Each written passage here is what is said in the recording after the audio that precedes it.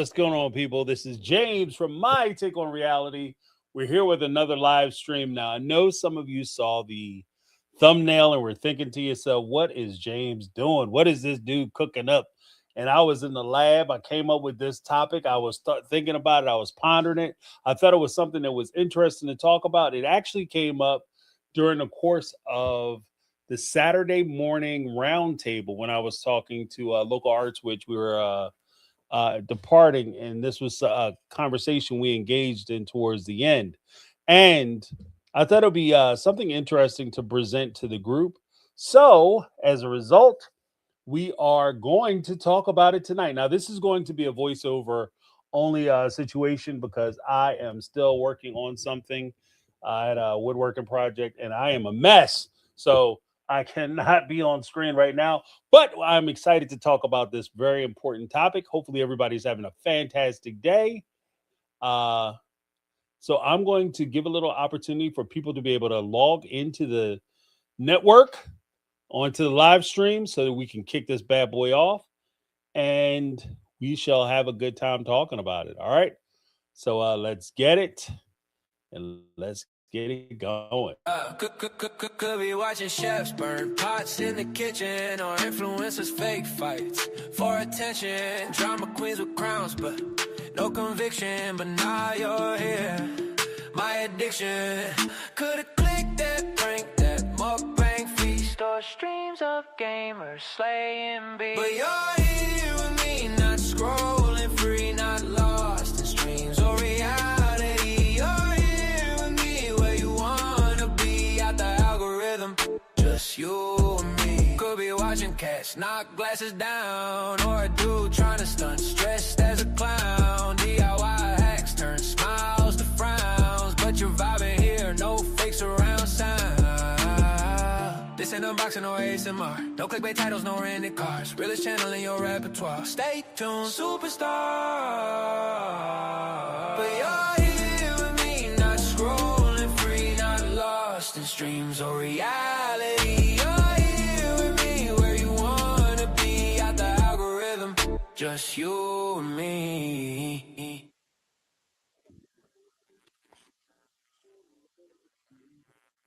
All right, we are still waiting for some folks to log in. We're going to go ahead and hit the second song. Just so you guys know, this will be the first, or I'm sorry, this will probably be the last time we're airing a live stream on My Take on Reality. The live streams will live on the My Take on Reality live stream page. It can be found at My Take on Reality Live. Hopefully you guys enjoy it. Let's listen to another song, and then we are going to let the room roll in. As people come in, we're just gonna I'm gonna start, and then we'll just catch up with folks. All right. Scream. Yeah. Hey. Yeah. Scrolling through the tube, all the thumbnails flash. Cats doing flips, pranks gone bad, they crash. But now you landed here where the beats don't miss. Yeah, algorithm point, but you hit my abyss. Oh. Could've clicked the cooking show. Could've learned to tie a boat. But you chose this flow. So let's go, yeah. You could be watching any YouTube channel, but you're here with me, grab the remote, dismantle. Lost in the pixels, but the vibe too ample. You could've clicked away, now you're stuck in my scandal. ASMR whispers, mukbang feast, unbox therapy or conspiracy priest. But now you're in the trap, this rap's your feast. Chewing on the words, every line unleashed. Oh, a million views, a billion streams, but don't hit the vein of these digital dreams. You could surf the net, but you stayed in my scheme.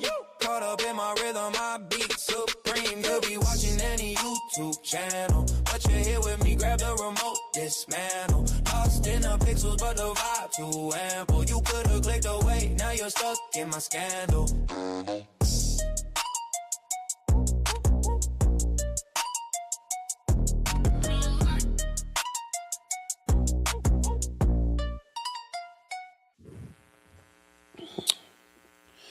All right, we are back once again.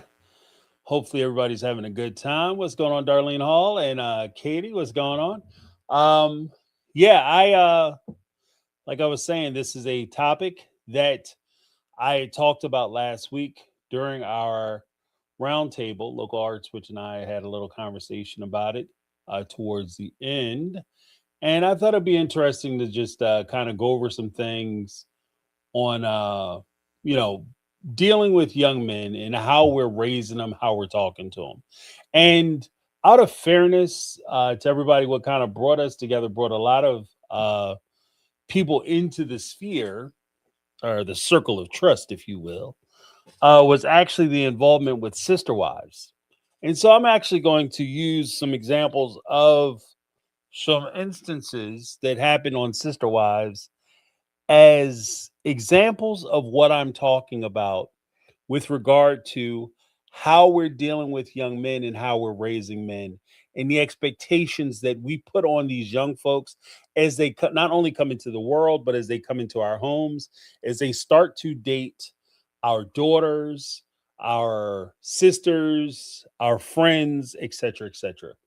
Uh, you know, it reminds me of the old James Brown song. It's a man's world, but it would be nothing without a woman or a girl. So I mean, it's we're kind of taught early the importance of men and how the world revolves around men and how we drive the world and et cetera, et cetera, et cetera. And a lot of the frailties and softness and luxuries of the world are usually the parlance of women, young girls.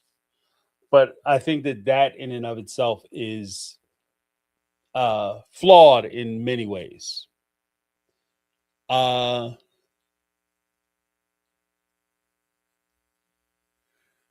what is this?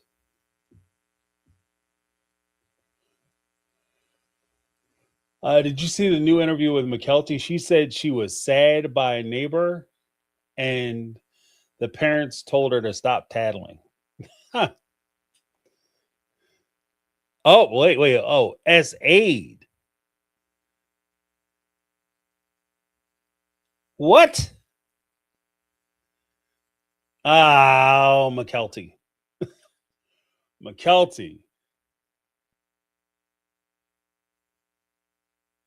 Jody said it's on our Facebook page. Um, here's the thing. Here's the thing. That is a very incendiary statement. That's a very incendiary statement. Um,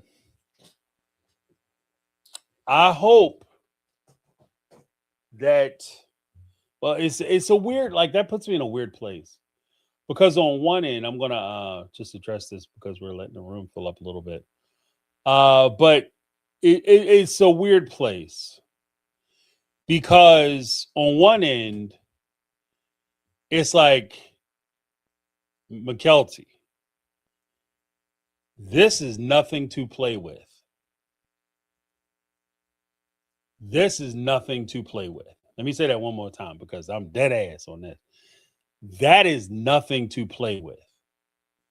If that is something which happened, that shit is deadly serious and it should be taken deadly serious.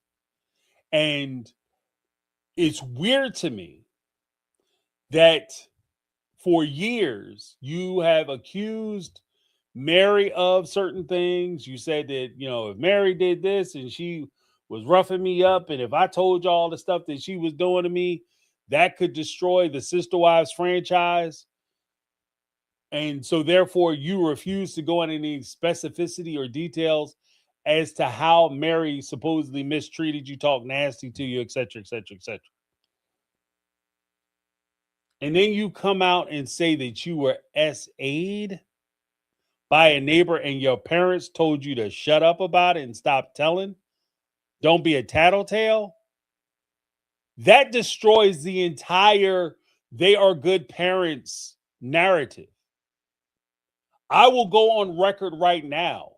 I will go on record right now and say that if you are a parent and something like that happens to your child and you tell your child to cover that shit up because you don't want them telling, because you don't want to be embarrassed, because you think it's inconvenient, because you think that whatever the freak reason you want to tell them not to tell somebody or not to relay their story or share their story or impart their story because somehow it may affect you or your relationships, you are a dog shit parent. Full stop. You're a dog shit parent. Not only are you a dog shit parent, but you should never be around children. If you are telling people who have been assaulted that they should never have a place to be able to relay the offense which occurred to them, you should never be around children. And that includes the children that you brought into the world. So but like I'm saying, this is dead. Like I take this, I don't play around with this kind of stuff. To me, this is not a cute thing where, you know, you did something wrong and the neighbor thought you did something wrong and popped you in the butt and you want to run around talk about you got, they grip gripped you and tried to do things to you or some other ridiculous misunderstanding. When you level these types of complaints, I need people to take this shit because I want people to take it serious when the complaints are leveled and issued. And it does far more damage when we take it lightly. We play around with the idea, a notion that this is something that happened, or we put out that it's not a big deal, or it turns out to be a bold faced lie. Like that shit will, like, look, if you're trying to make an enemy, that to me, that is like, we are enemies. If you do that, we cannot be cool. There's no going back for me on that. Like if you lie about that shit, there's no going back. Like I don't give second chances or grace when it comes to that kind of thing. So I just want to be very clear. Like if this is something that happens, she has every right to come out and say it. I hope she tells the story. I hope she comes out and exposes everybody if it's something that happened. If it's something that didn't happen, you need to come out and tell people right off the rip that you misspoke, you lied, whatever you need to say to clear that shit up.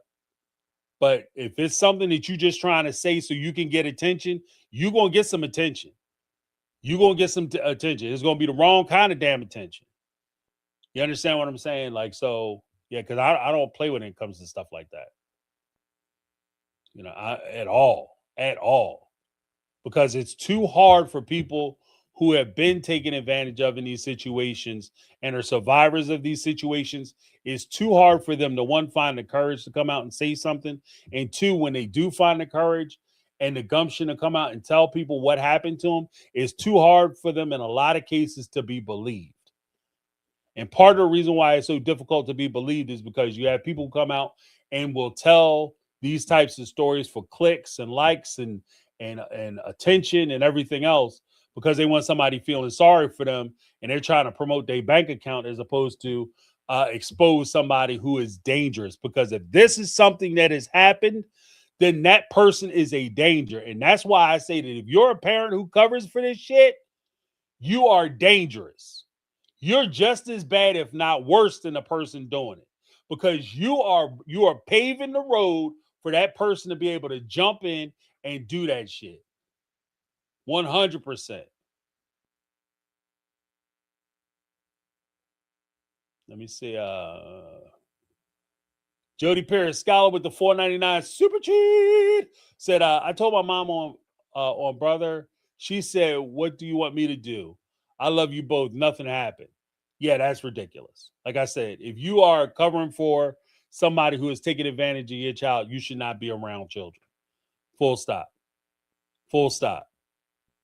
Loving me, but loving us both. You could love us both and still do the right thing. That actually tails into some of the things that I wanted to kind of talk about and discuss today with regard to raising like young men in this crazy ass world that we have. You can part of being a functioning adult is recognizing that, like, even for your parents as they're raising you, you call balls and strikes. When your kid is doing good, you tell them they're doing good. When your kid is messing up, you tell them they messing up. You don't cover for them. You don't lie for them. You don't pretend like everything they doing is good and you don't want to hurt their feelings or somehow damage their self-esteem by telling them that they're doing the wrong thing and holding them accountable. You're making them better people by holding them accountable, teaching them that there are consequences to their actions.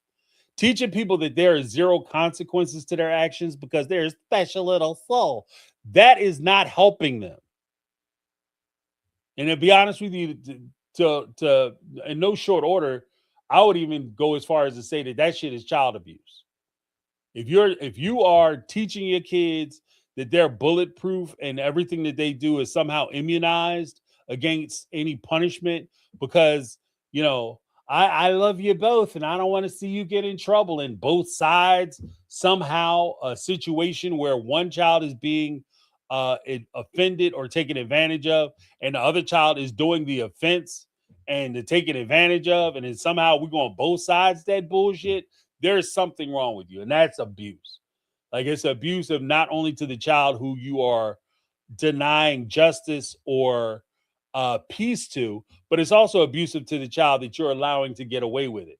Because here's the thing: when they get away with small things, they get away with small things today, and they have expectations that they will get away with bigger things tomorrow. They get away with small shit today, and they think they're gonna get away with the bigger stuff tomorrow. And that's how you have like that Mackenzie Skrilla and all these individuals out now who are doing these things, these horrible things, and then they don't understand why they're getting punished or why these bad things are happening to them because of something that they did. And the world needs to understand why they did what they did when they did it. Like, we just got like, again, these are like the building blocks not only of young men, but these are the building blocks of good human beings. In order for you to exist in a society, you have to be able to teach societal rules, which includes not being a damn deviant. But thank you so much, Jody Periscala. You know, something, something. She clarified by saying it was just an attempt. Doesn't matter to me. But if you tried it, you tried it. Just because you failed don't mean you didn't try it.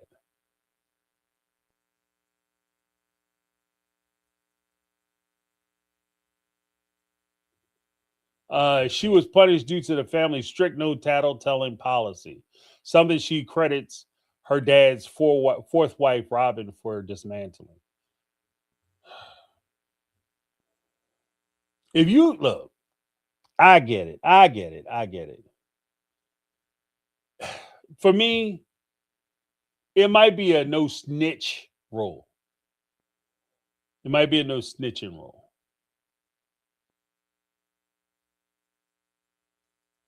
You know what I mean? A no snitch rule or no rat rule is if you are involved in an offense or deviant behavior, not necessarily a crime, usually it's, referred to criminal behavior.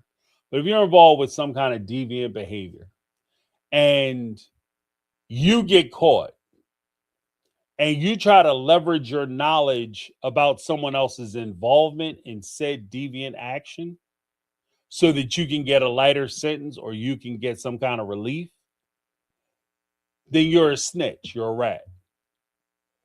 If you are witness to somebody doing the wrong thing and you report said wrong thing, activity, or action to the proper authorities, you are not a snitch.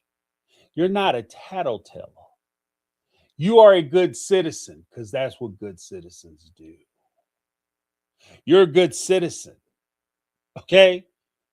You're part of a society. That's what they need in society. They need you to tell. If somebody is gripping people up, that's not a secret. Like, we don't keep secrets. Like, you might as well just hand your kid over. That's James rule number one. Especially as I was raising my kids, that was rule number one. We don't have secrets.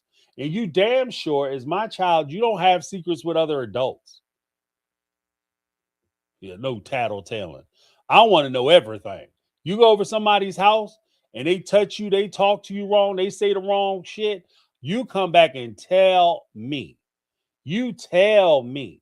And you let them know. I want it to be known by everybody that we are going to have a conversation. You know how much trouble you can sidestep with that one move? Because part of the process, part of the grooming process is entirely built around the idea or concept that they don't want to get caught. They don't want to get caught. It's not it ain't rocket science. And the best way for them not to get caught is for them to teach your child how to keep a damn secret. They want to know that if I do something or we hold a secret between the two of us. And once I understand whether we can hold a secret between the two of us and you're willing to not tell your parents because of your embarrassment, they're unwilling to hear it, they're unwilling to be uncomfortable, or their refusal, well, let's call it what it is, their refusal to be a parent, their refusal to actually be a damn parent, because that's what that is. And so if they refuse to be a parent, then yes, that person is given a green light to go ahead and proceed. However, if they're put in a situation where this kid has a big ass mouth, if I try to say the wrong thing to this kid, he gonna go back and tell his mama. If I show him some pictures that make him feel funny, he gonna go back and tell his daddy. And if I try to touch him in a certain place, maybe it's a place of privacy or a place of concern, or he don't know what it is, but he feel funny about it, she feel funny about it, they very well may not only talk to the parents, they may talk to the police. So therefore, when these people are making these assessments, these mental notes, they take note of that. That's why it's so important for you to not have a situation where you tell your kid don't be tattling. I'm not trying to raise the coolest kid in town. I'm not trying to raise some kid with some bullshit ass street rules that don't apply to anybody. The only people who pay attention to that bullshit ass no tattling, no snitching rule are the dummy ass henchmen. Because you bet your ass that when the big boss get caught and he's faced looking down a life sentence, he tells on everybody. He giving up names, tapes, dates, times, phone numbers, addresses, birth dates, places he met people. He's giving up people on shit he thought he saw. He giving up everybody. The only dummies who don't tell are street level idiots who think that they somehow are honoring themselves or some kind of dumbass code. Anybody else is cutting deals.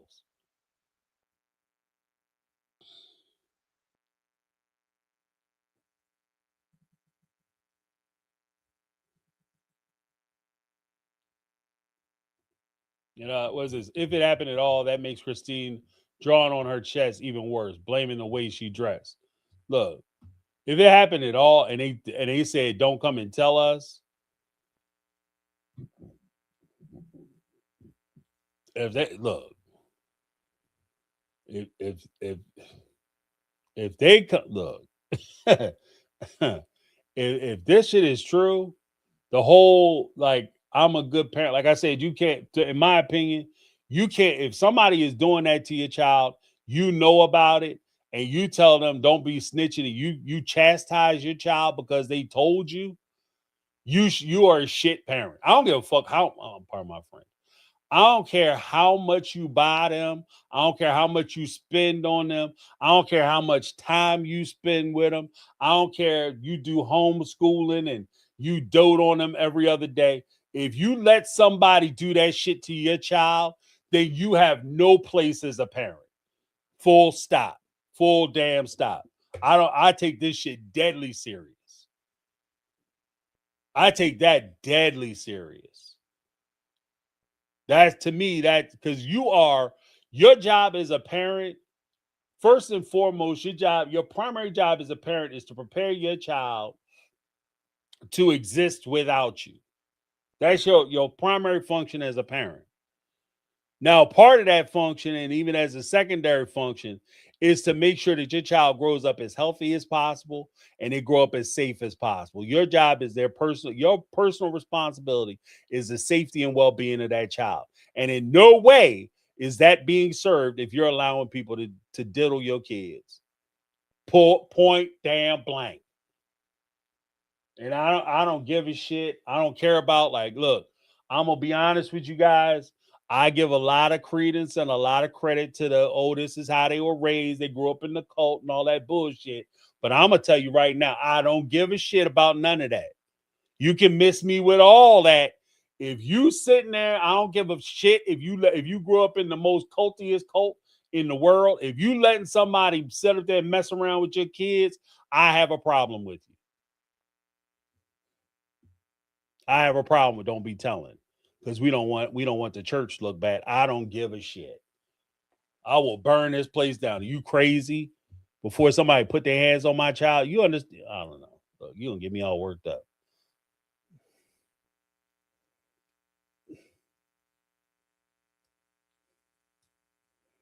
There's this Katie said, I take it deadly serious too. Not sure if she knew how bad that statement would make all the adults look. Yeah, that makes them look like dog shit. I'm not even gonna mix words. I'm not mincing words. If it's true, and any of those parents, look, I'm gonna tell you right now, I love my wife to death.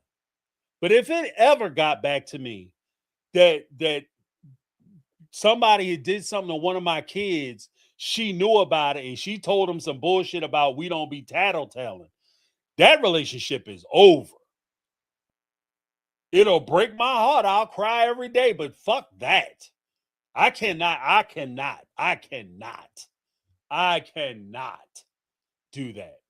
I cannot do that. I cannot stand by and just, oh yeah, I mean, I don't want to be getting people in trouble and stuff. You know what I mean? Yeah, people look at the people look at our religion like a certain way, and I don't want people to feel bad about our religion. So no, nope. I don't care.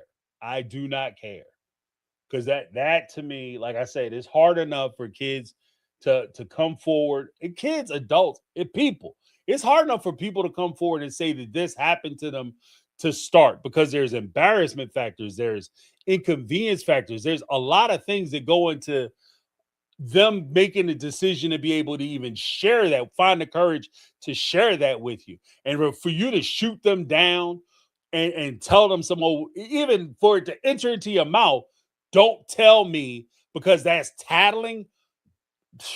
Look, I'm just saying, like, I can't, guys. Yeah, like, derail my whole shit. I was gonna talk about some other stuff, but I'm telling you, this is like, I ain't gonna low key. I can't even low key. This shit got me pissed off now. I'm a little pissed off because I can't even tell you, like, because if it's a lie, if it's just something you throwing out there because you want clicks, attention, and advantage, and you trying to put some coins in the queue, I have a problem with that, because, like I said, it's hard enough for people who this has happened to and are survivors, for them to be taken serious when they come out. Because at the end of the day, when people argue against the things that they say and the accusations that they make, they oftentimes cite people who come out and tell false stories and the damage those false stories do. And that's all people want to focus on. So I have zero patience for people who fabricate these kinds of stories, especially if you're putting it on somebody. Look, I don't even like the idea of parents doing it for attention or advantage in court.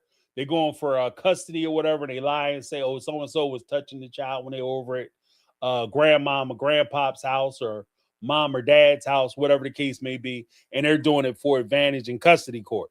I don't like that either, because it's too easy for that to define that child. Even though they don't remember it, it becomes part of their identity and who they are.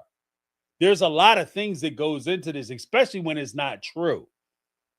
And if it is true, again, if an adult tells a child who has been essayed that they should not tell anybody about that experience, because that would be considered tattling. It would be inconvenient. It could embarrass them. It could embarrass the family. People look at them funny. You have zero rights around any child.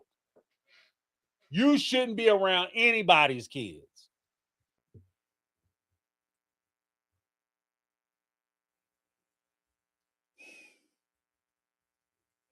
Hey, TLCLs, what's going on? What's going on? I just can't. Like, I'm just telling you. I look. I'm gonna table this for now because I'm gonna keep my powder dry because I haven't seen an interview. Apparently, it's on what is it? It's on the Facebook page. So I'll check it out after the show. But I'm telling you, if this is what they're doing, and especially from somebody who came out and said, like I said about Mary, like, oh, Mary was jacking us up when we were kids, and I didn't want to say nothing because it'll ruin the show.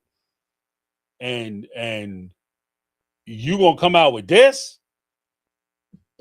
This is like you getting yelled at because singled out and yelled at and sent to your room because you was messing around at a dinner table by Mary. You felt a certain kind of way about it, and then dropping this bombshell and kind of glossing over and Tahini that shit. Look,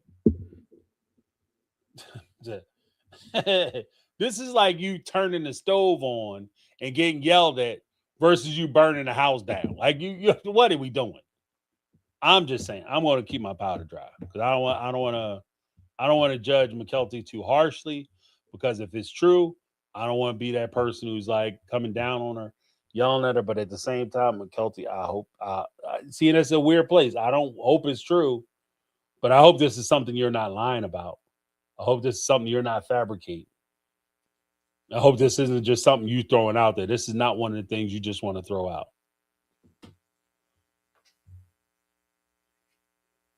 You know what I mean? This is not something you want to just throw out. Because this shit is not a game. This is not a game. This is not a game. This is dead ass serious. This is deadly serious. When you say something like this happened, there are too many people in the world who have suffered through this, who have gone through this experience and have lived that real life for you just to try to co-opt their story because you think this shit is cute. There is nothing cute about it. There's nothing fascinating about it. There's nothing interesting about it. This is not something that you could just take, pin it on your chest like a medal and walk around and show it off.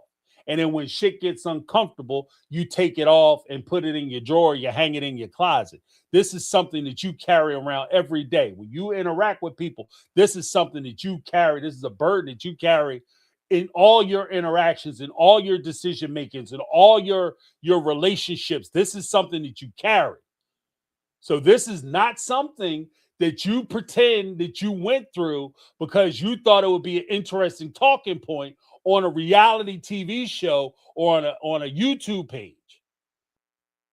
And so that's why I'm saying, like, if this is something that maybe she misspoke on, you need to come out and clarify that shit immediately. Because if this is something that is real and you are serious, then I'm telling you right now, like I'm already kind of on the fence with the Browns as far as like my coverage on the show. But if I find out this, I don't think I can cover them. I don't know. I can't consciously put money in their pocket knowing full well that this is how they take, this type of offense. Oh, I don't want you to embarrass the neighbor. Fuck the neighbor. Okay? Because like I said, I would completely end up, like I've said this shit and I don't take this shit lightly. And when I say this, I don't think people understand how deadly serious I am and how much this means to me. If I ever found out that my wife had did some shit like this, that would terminate our relationship. And I've never said that about anything. that would kill my ability to be in a relationship with her. Now, that's somebody whom I've spent many years with. We've had a family, we built a life together. And if I would cut her ass off for something like this, I damn sure would cut the Brown family off. Please don't get that shit twisted. I don't know. I gotta calm down.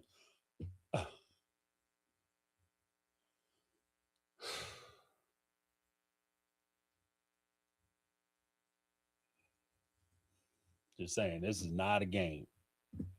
This is not a game.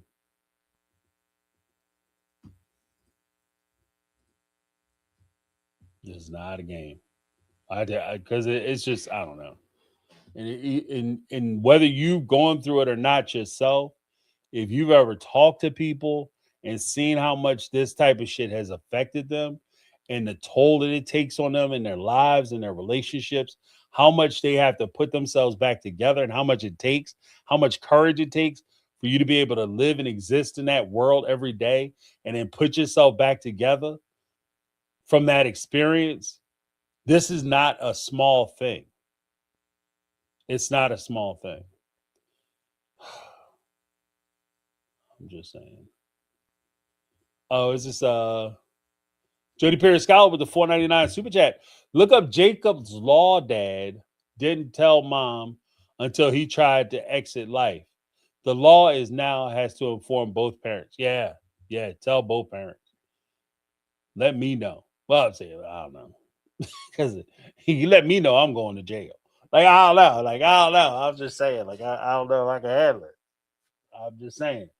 I like to think that I will be able to, because you got to think about your kids. And I've always said that, like, it's one of them things that you want to do, but is that helping your child get through what they need to get through? Is it assisting them? But shit, I don't know. I'm telling you, I'll be struggling, man. I'll be struggling. I don't know. You just can't catch me on the wrong day. I'll go over there, do what I got to do, and I'll sit on the curb waiting for the cops to get there. Yeah, I did it. You know what I mean? But, yeah, so you're going to need some mops in there because you're going to have to bury my man in a hat box because this shit is crazy. I mean, we got a little wild up in there. There's no way, though. I can't. Because like I said, your job as a parent is to protect your child and prepare them for life. And I don't see how you allowing that to happen and then telling your kid, don't tell nobody when it happens, how you're doing either of those things. Oh, so when shit happened to you later in life, don't tell nobody because they'll be inconvenient. I don't know. But thank you so much, Jody Perry Scholar. Let me hit you a little something.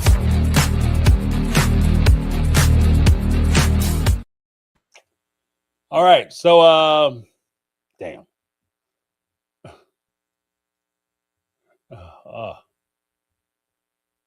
Yeah, I'm just yeah.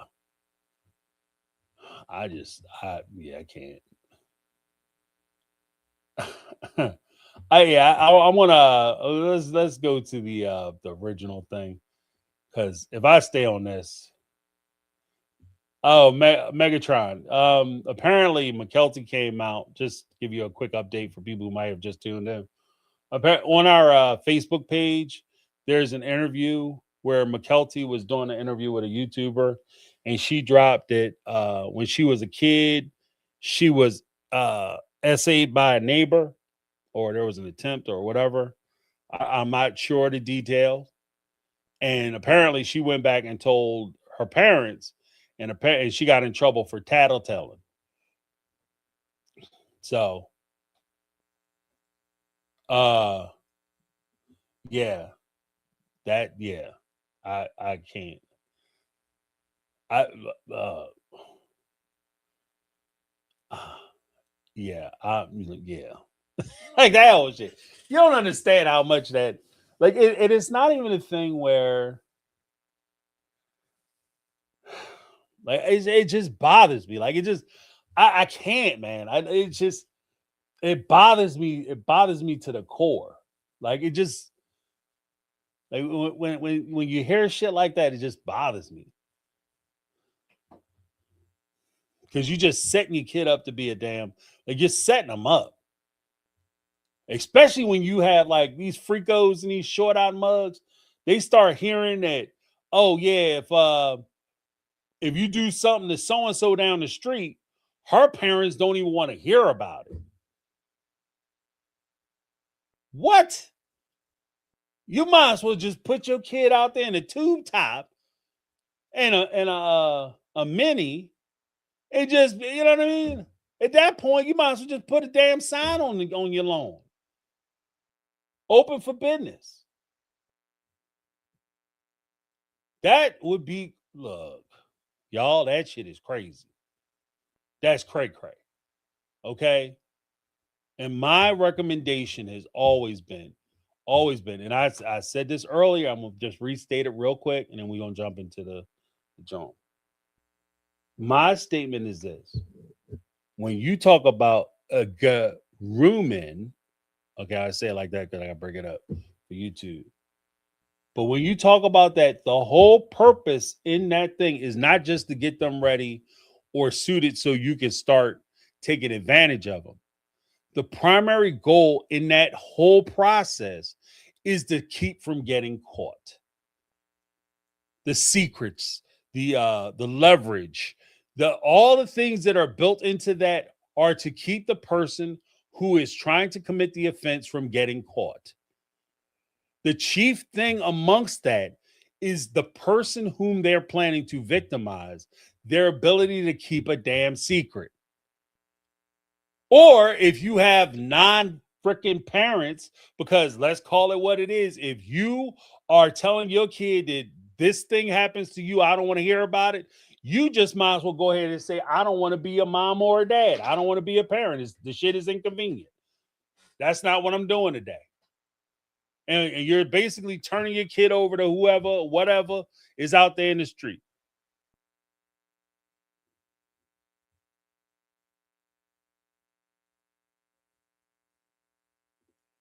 And there's where I was, Megatron. I wonder if she is serious or attention seeking. So sad. This really breaks my heart. If that happened to her for real, and shame on the adults around her for not protecting her. But I'm not surprised. Shake my head. And again, if I look, I am taking a position like I'm just gonna hardline this shit. If it's something that if she misspoke, I'm trying to give her the way out. If you misspoke, you said the wrong shit, then just come out and say, I said the wrong thing. Oh, you guys got it wrong like they normally do. Y'all just read the wrong thing. Nah. Even though I said it, y'all misinterpreted it. Right? Whatever the fuck you gonna say, come out and say that. But if on one hand this happened, I don't know if I can support the Brown family anymore. I'm just gonna put it out there. Like for an adult to tell a child that this terrible thing has happened to you and basically tell them to shut up about it, I can't fuck with you. I can't. I'm not gonna prop your show up. I'm not gonna talk about I'm not gonna sit here and talk about, oh, did you see what Cody said to Robin? Oh yeah, Cody was dissing Christine. Oh, Christine and damn, I forgot his name that quick. And her husband said some slick shit about Cody and Robin. I'm not doing that. And y'all sit up here letting people like if you look, and I'm gonna be an asshole here. I'm about to be an asshole, y'all. I'm just to let you know, forewarning. I got tired of saying I don't want to be. I'm gonna go ahead and be an asshole. If you are sitting there allowing somebody to take advantage of your child, as far as I'm concerned, I don't give a shit if your husband took advantage, ripped you off of every nickel in your bank account. If you letting somebody mess with your kids and you don't want to hear about it because you too worried about catching D from your strange ass husband, your strange ass estranged husband, you so worried about that, you letting your kid get jacked up and felt up by the neighbor. I don't give a shit that you having problems. I don't care. I don't care. Oh, he didn't treat me with respect. Well, you didn't treat your kids with respect. How about that? And when it comes to Cody, you're responsible for yourself. Yeah, he might have been an asshole. He made some promises. He didn't do the right thing by you. I get that. But at the same time, you were an adult when you were with him. Your child is 100% your responsibility. And if you sat there and abdicated your responsibility to your child, it's very difficult for me to sit there and make arguments on why this other person is wrong when they mistreated you as an adult. Can I go ahead and say that? I'm sorry if I hurt somebody's feelings, but that's just, I mean, I can't do it. I can't do it. Like that shit, like you don't understand how pissed off I am for real. Like that, I am pissed. That would look, that is crazy to me. That is crazy.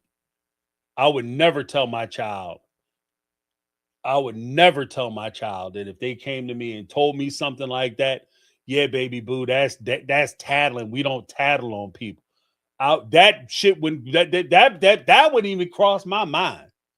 Okay. The only thing crossed my mind would be how am I get over there and potentially how can I get away with it? That's it. Like, I don't understand what the shit is the conversation.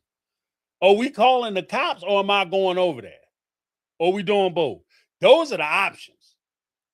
Those are the options. Are we calling the cops or am I going over there? Or are we going to do some kind of mix of the both? Like we racing like we call the cops. I'm gonna start over there, and whoever get there first get them. Is that the game we playing? Because there's no way I'm gonna sit up there and be like, oh, okay, yeah, well, we don't tattle on people. That is not tattletale.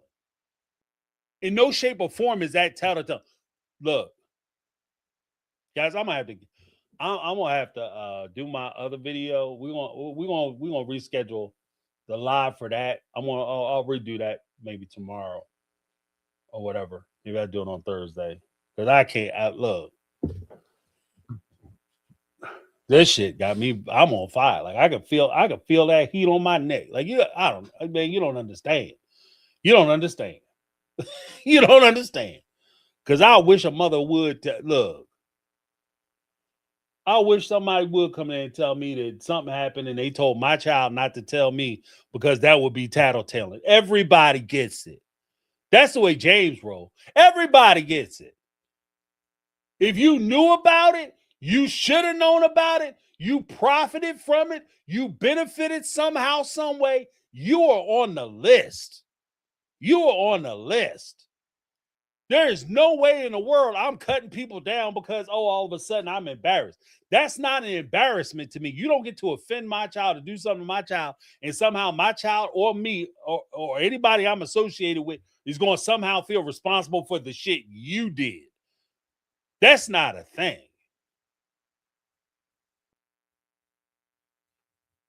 That's not a thing. And like I said, I don't want to wish this shit on nobody. And that's what bothers me about the whole thing because I do have like Megatron came in and said right off. I said right off, if this shit is like if this is just something that she's saying because it's something that could get attention or it could make people feel like sympathetic towards her, I have a problem with that shit. I do. I have a problem with that. You know, and it bothers me because that's even a question in my head. Like that bothers me. So I'm mad about that part too. I'm mad at myself because she should be able to come out and say, this is what happened to me, and I should just be believing her. But at the same time, it just seems so strategic that all of a sudden now they're dropping this little tidbit. It's coming out now. But okay, fine. If I believe you, then I have to look at these other adults. I have to look at these adults. All five, well, technically, depending on how old McKelty was, all four of them. The OG 3 plus Cody.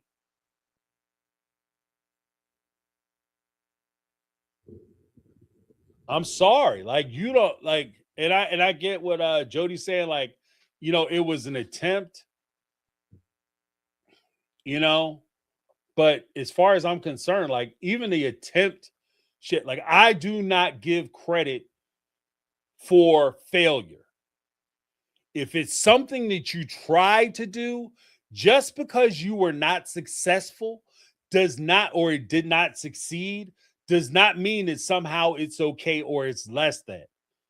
The fact that they tried it and it didn't work is to me just as bad. Like I am not taking, oh, okay, well, they tried, but because my kid is my kid, they was able to sidestep the Fugazi. No, no, no, no, no, no, no, no, no, no, no, no, no. And like I said, if I full bore believe what she's saying, like if I believe what McKelty is saying on his face, then I can't mess with the Browns no more. If she's saying it was like she was told, that shit is like if she something offensive like that happened to her, and she was told in any respect that you telling or relaying to people that this experience happened to you is somehow tattletelling, I cannot fuck with the Browns anymore.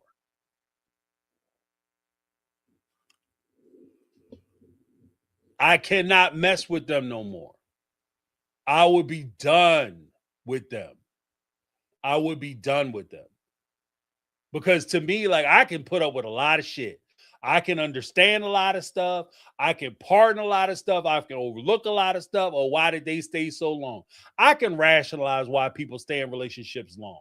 I can rationalize how you grew up in a certain area, certain belief system, certain religion, certain culture, certain community, why you may react or respond the way you do. The one thing that I draw the line in the sand with is the abuse, manipulation, and taking advantage of children. I am not going to pardon that. I'm not going to look the other way. I'm not going to make excuses. I'm not going to sit here and, in their religion and their faith, they get married at 14. I don't give a shit. I don't care. I don't care. And that makes me, and maybe that makes me an asshole, whatever the case may be. I'll just have to wear that badge.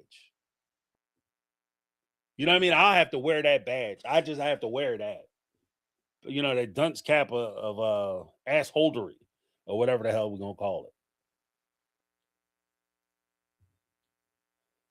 But if that shit is true, I can't roll with them. Because as far as I'm concerned, you're all trash. Especially when you're sitting there and your entire show at this point in season 20, really from season 17, well, technically it'd be before that even. But in the most recent seasons, the entire thing stopped being about the family and showing us how this polygamous family works together, lives together, thrives together. And it's all been about how Cody and Robin are taking advantage of these three women. Let's call it what it is. That's what the show is about at this point. How Cody and Robin are taking advantage of these three women and their kids. And if these three women sat there and let their children be taken advantage of and are told that if they go back and tell what happened to them, that somehow they are at fault for saying that this is what happened to me, then the fact that this man ripped you off for some money, I don't give a shit. I can stand with you and stand by you and stand up for you in any other situation like that. But what I can't do is you throwing your kid under the bus because it's embarrassing to you and you don't fucking want to be a parent. Let's call it what it is. And then all of a sudden, you want me to feel bad for you because you 50 years old, and he done ripped you, got you for all your money. And let's be honest.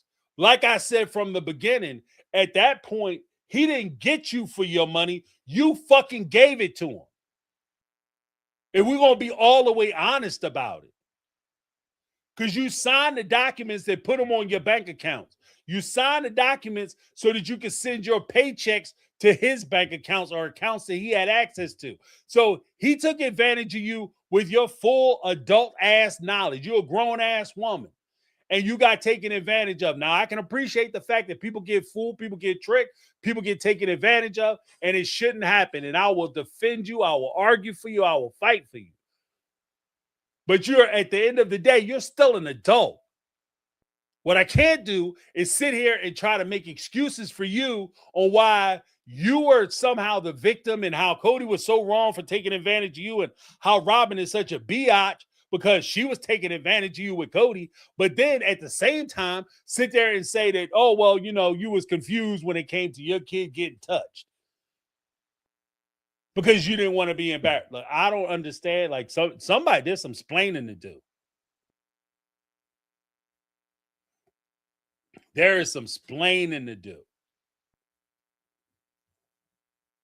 There's some splaining. Like, somebody will have to do some explaining. Why you would say that, under what context you would say that, and make that shit make sense. Because where I'm sitting, I don't see a world or a group of facts where that makes sense to me. And again, I'm recognizing the fact that I sound like an asshole right now. I do. I recognize that. I get it. James, you off the hook. You know what I mean? You let your emotions speak, whatever the case may be. Yeah, because to me, this is personal. I take this shit personal. I take this personal.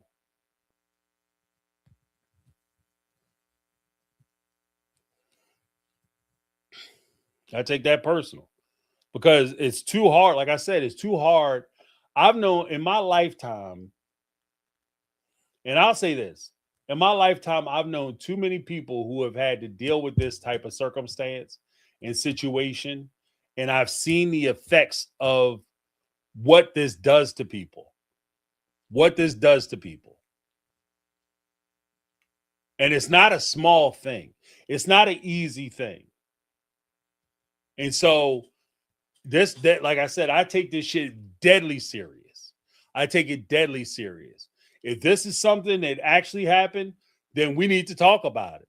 If this is something that, you know, somebody is just throwing out there to get attention, this is the wrong damn place. For me, this is the wrong place for you to, the wrong thing for you to lie about. Because it's too hard. Like y'all, they got me stuttering, y'all. I'm so mad I'm stuttering. You know what I'm saying? Well, you gave me a damn speech impediment. What the shit? But this is something that it takes so much for somebody to come out and reveal that this is something that happened to them.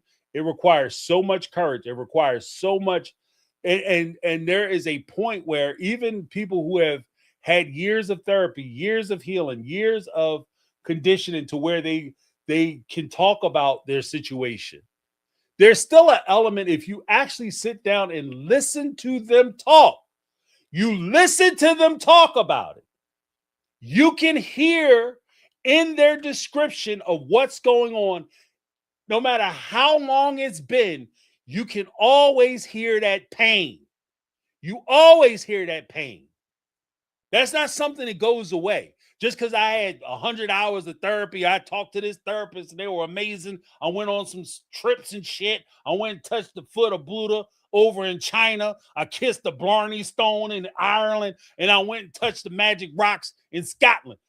You are still walking around with that pain. And every time you think about it, every time you engage in certain relationships, there's always going to be something that reminds you of that situation. You could go years and years and years and not think about it, but then you encounter one person, one situation, and you're thinking about it again, and you're reliving that again, because that's what they have to deal with. And for somebody, and I'm saying this, and I'm deadly ass serious about this, for somebody to sit there and play with that shit like it's just something to say so that they can get attention, I'm telling you right now, if that's the case, you have an enemy. You have an enemy in me right now. That, because I don't play with that shit, because it requires too much of people who survive that situation to endure having to explain what happened to them and try to feel like they got to justify what they did, what they didn't do, how it happened, who did it, why it happened, where it happened, and everything else, and deal with the social stigma of being that person. For you to try to co-opt that experience for clicks and views, for dollars and cents, coins and nickels, That I'm telling you, if I find out that that shit is a lie, you, I am not just going. I'm not going to just be angry. I'm not going to be quietly upset. I'm telling you, I will run a fucking campaign on your ass because I take this shit deadly serious. And if it's something that happened, this is something that you don't keep quiet. This is something you don't keep to yourself. Even if it is an attempt, especially if it's an attempt. Because you know who attempts shit like this? People who do it long term. I've never heard of people who have this type of predilection. I got to be very careful about how I say this. People who have this type of predilection, they do not do one-offs. This ain't a one-time hit it and quit it situation. They build themselves up. They learn, they develop, they grow, they evolve. They add to their counts. So if they tried and they failed with one, they're just going to try and try until eventually they succeed.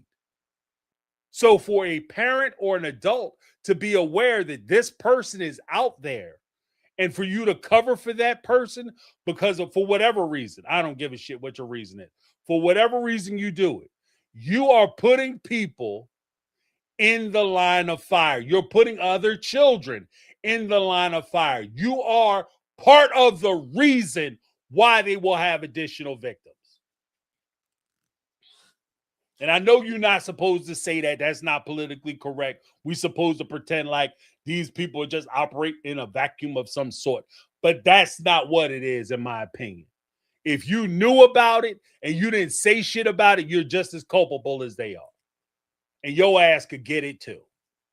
If you knew about it and you didn't say shit about it, like if I was sitting in somebody's house and something happened to one of my kids and I was sitting there talking to one of these clown ass folks and they told me, oh yeah, we knew about it. They tried it with my daughter, tat, tat, tat. But I told her, don't be tattletaling. Oh, I'm cleaning that whole damn place out. I'm cleaning that whole place out. Especially with the reality that I'm going to call the cops and the cops going to tell me there ain't nothing they can do about it.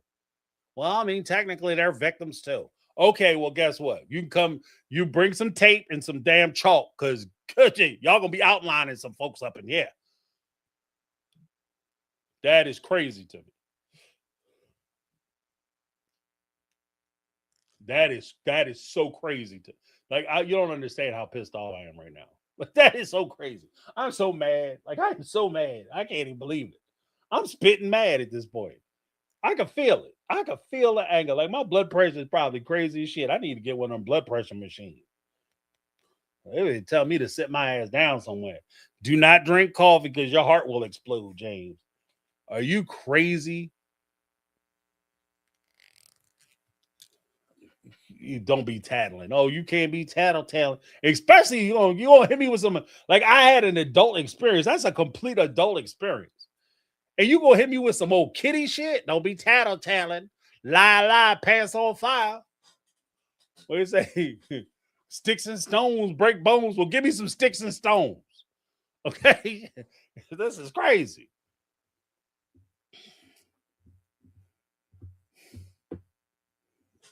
I can't, y'all. I can't do it. I don't. There's some things in life that I don't play with, and that's one of them things. I do not play with that shit. I don't appreciate it. I don't like it. I know I try to be fair in most cases. Like I try to be fair, I try to be the rational one. I try to, we're gonna keep it cool, guys. We're gonna try to find a reason and a ration. I try, but there's certain triggers I have, and that's one of my big ass triggers. That's a trigger for me. That's a trigger for me, especially when it comes to parents and their neglect to protect their kids from this kind of thing.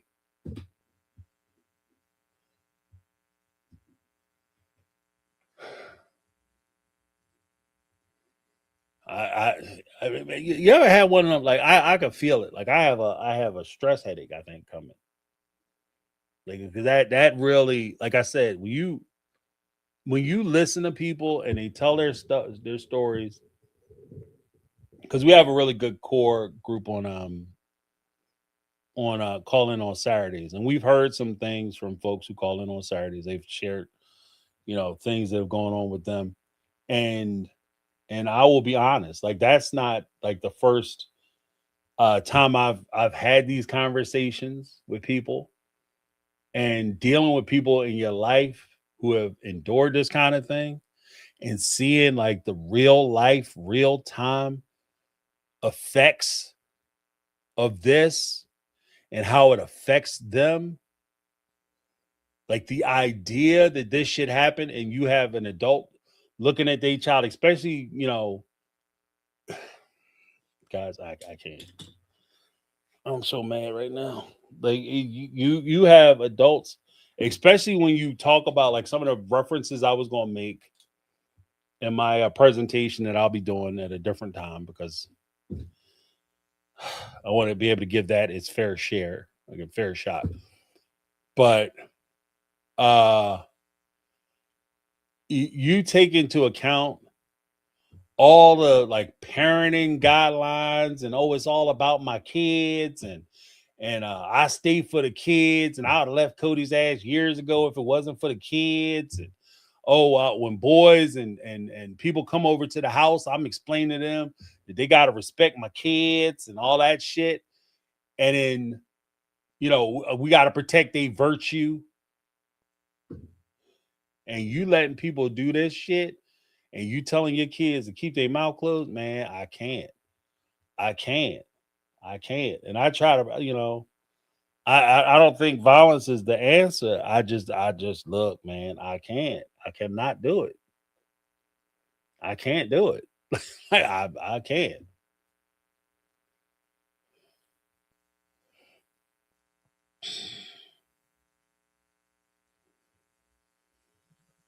This is Megatron said, James, take a tension headache head from the Dollar Tree. Dollar Tree has, I'm telling you, I might have to. I'm gonna go down and say, I got a bottle of Gentleman Jack down there, and I haven't touched. I had to crack that bitch open. Me and Gentleman Jack might have to have a conversation this evening. You know what I mean? Because that is, man, I got to calm down. Like, calm down, James. It ain't even your child. But see, at that point, it doesn't even matter. Like, I just can't, man. Like, it's just disgusting to me. Like, that's disgusting. Especially depending on how it was said. Like, I didn't even see the shit. I'm going to have to watch it. But if it was said like real casual, like, oh, yeah, by the way, blah, blah, blah, blah, blah, that's not a casual thing to me. Make it try to say, I just took two because my precious skyrocket rocket sin is just now. Yeah, my pressure is high as fuck. I can feel it. I can feel it. My pressure is high as hell. Like I got a heartbeat behind my eye. My right eye is beating like a mug.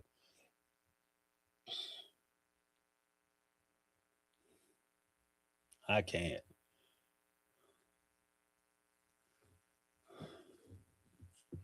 I can't. I can't. Like, and the sad part is maybe McKelty, this is McKelty's way of burning the show down because they wouldn't put her on it. You know, because like I said, it's just weird. It's just weird to me that like you wouldn't tell, you insinuated that Mary was jacking you up or yelling at you or talking to you rough, and you didn't want to say what she was saying to you because you didn't want to ruin the show, and you dropped this gem, and this is definitely gonna ruin the show.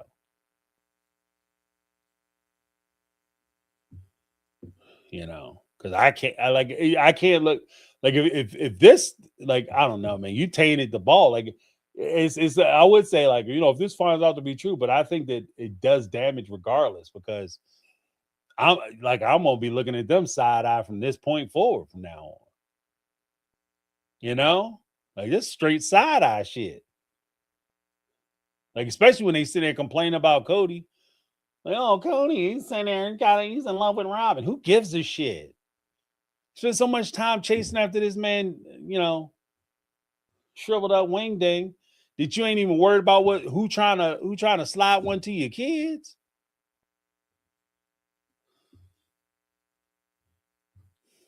And even as a snapshot, like, what kind of man?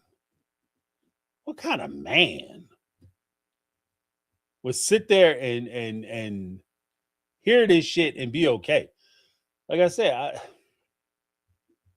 I couldn't be with a woman if I thought she told her kids like something happened to you, don't tell nobody. We couldn't be together. That relationship would be over.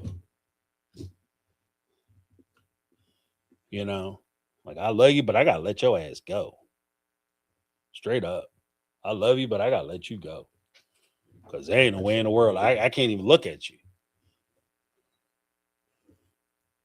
You know, and that was one of the things too, like because even talking about like choosing partners, when I first met my lady, that was actually one of the things that I found attractive about her.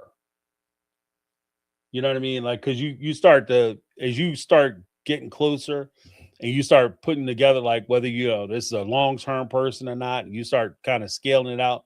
Like if we have a family, what kind of person would she be? How would she be with my kids? Would she be able to take care of them? If something were to happen to me, I wasn't going to be around. I wasn't going to be able to do it, whatever the case.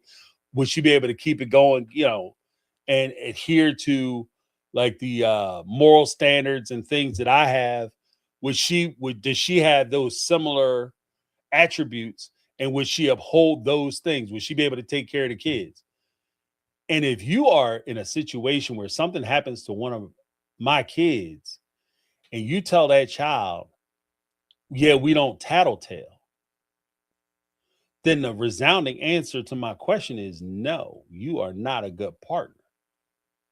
And me and that child, I don't give a shit how much I love you. Me and that child cannot be around you anymore because you are not safe. And what's funny to me is that they throw that term around because people disagree with them. I don't like talking to them because it's not safe. What's not safe is something happens to your child and you tell them that they can't say shit. Excuse me. Because it makes you uncomfortable or it makes you some kind of snitch. Like I said, I go on record once again.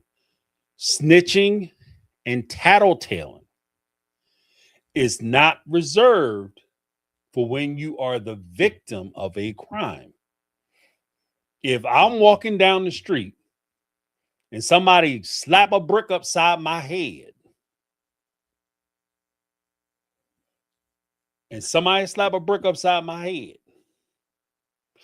I call the police and say, this guy slapped me upside the head with a brick and stole my wallet, I am not snitching. I am being a good citizen. That shit is not snitching. I am testifying, is what I'm going to be doing. I'm a witness and I'm testifying against your ass. That's a good citizen. Snitching, ratting, stool pigeoning, or anything tattletaling is when you are involved with said deviant behavior. So if me and another guy decide we're going to go down the street and slap some lady upside the head and take her purse, and when we running away, I trip off the curb, break my leg, the cops pull up and arrest my ass, and I say, if you let me go, you let me go, I'm going to tell you who else was involved. I'm going to give you his name. If you cut my sentence or go light on me, then I'm going to tell you what else we did and what else we was involved in. Or I'm going to tell on somebody else so that I can get less of something. I'm going to tell you about somebody who's out there committing unalivings so that way you can let me go. That shit is snitching. That's tattletaling. That's stooling. That's ratting. Because you're involved in that world and you're turning your back on that world. I have no affiliation and no allegiance to somebody who is committing a crime or an offense against me. So that's ridiculous. And again, even if you are committing a crime, I'm going to be honest with you. Only dummies go to jail, abide by that no snitching rule. Because you never not once seen a kingpin who get in trouble who don't tell on everybody. That's part of the reason why they tell a dumbass henchmen, don't you tell on nobody, because they trying to save all that information for when they get locked up. So they have bargaining chips because they got to give up something. That's how they get out of jail. Your dumbass going to jail forever. Talking about, I ain't no snitch. I ain't no punk. You going to serve 20 years for somebody else's shit? Something somebody else did? Because you ain't no punk? No, you's a new fool. Okay? You's a new fool. Because I ain't missing one Christmas. Shit, I ain't trying to miss dinner for nobody. Okay? I'm telling. You fuck around with me, I'm telling on your ass. You going to jail. I'm a bad partner. I'm gonna tell on you. I'm not trying to be inconvenienced at all.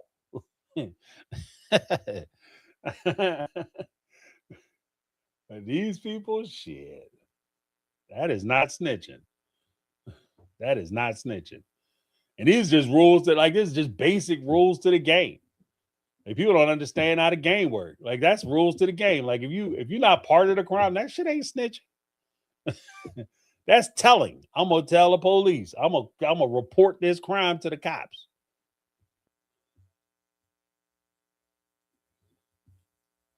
What is this? Yep, I have a cousin that's doing life for not snitching. Yeah, life done froze for their ass. That's another thing. Because you in there talking about you not snitching, protecting somebody else.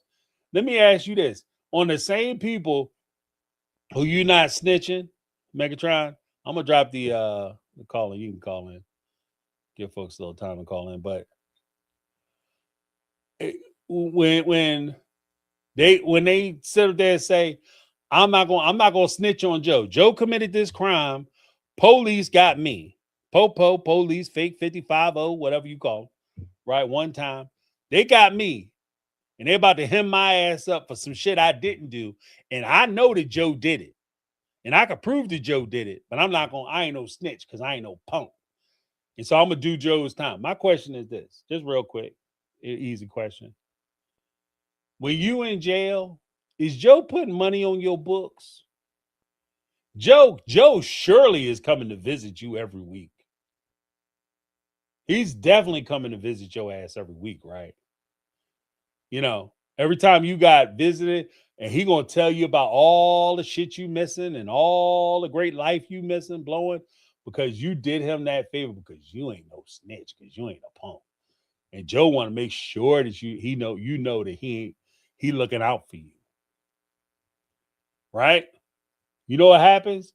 Your dumb ass go to jail and Joe forgot all about you. And what really happens is, don't go to jail and have a fine ass woman at home. Don't go to jail. Let me say it one more time. Don't go to jail not snitching and have a fine ass woman at home. Because Joe, the guy that you not snitching on, is going to be over there taking care of your lady for you. Have ass legs cocked up somewhere, you know, while you away during that time, big dummy. Like, don't do no time for nobody else. You let them, if you look, what does the song say? Don't do the crime if you can't do the time. Look, you knew what you was getting involved with when you broke the law. So let me go ahead and get out the way and let you take care of this business. This ain't got nothing to do with me. And half the time when they live in that high life, you can't tell them shit anyway. It ain't like the man coming down there breaking you off, taking care of you, paying your bills, and then you get hemmed up and he be like, you know what, man, because you was taking good care of me, I'm gonna go ahead and do this time for you. Half the time he just looking at you for the hookup. Fuck that. Going to jail for nobody. Stupid. Like that's a dummy. Like I say, you a new fool. You go to jail for somebody else doing somebody else's time, you a new fool. I ain't doing nobody's time. Shit. Let's be honest. Like I said, I'm having to my kids. I might be trying to figure out how I'm not doing my time. I'm definitely not doing no time for somebody else. That's crazy. You're a crazy person.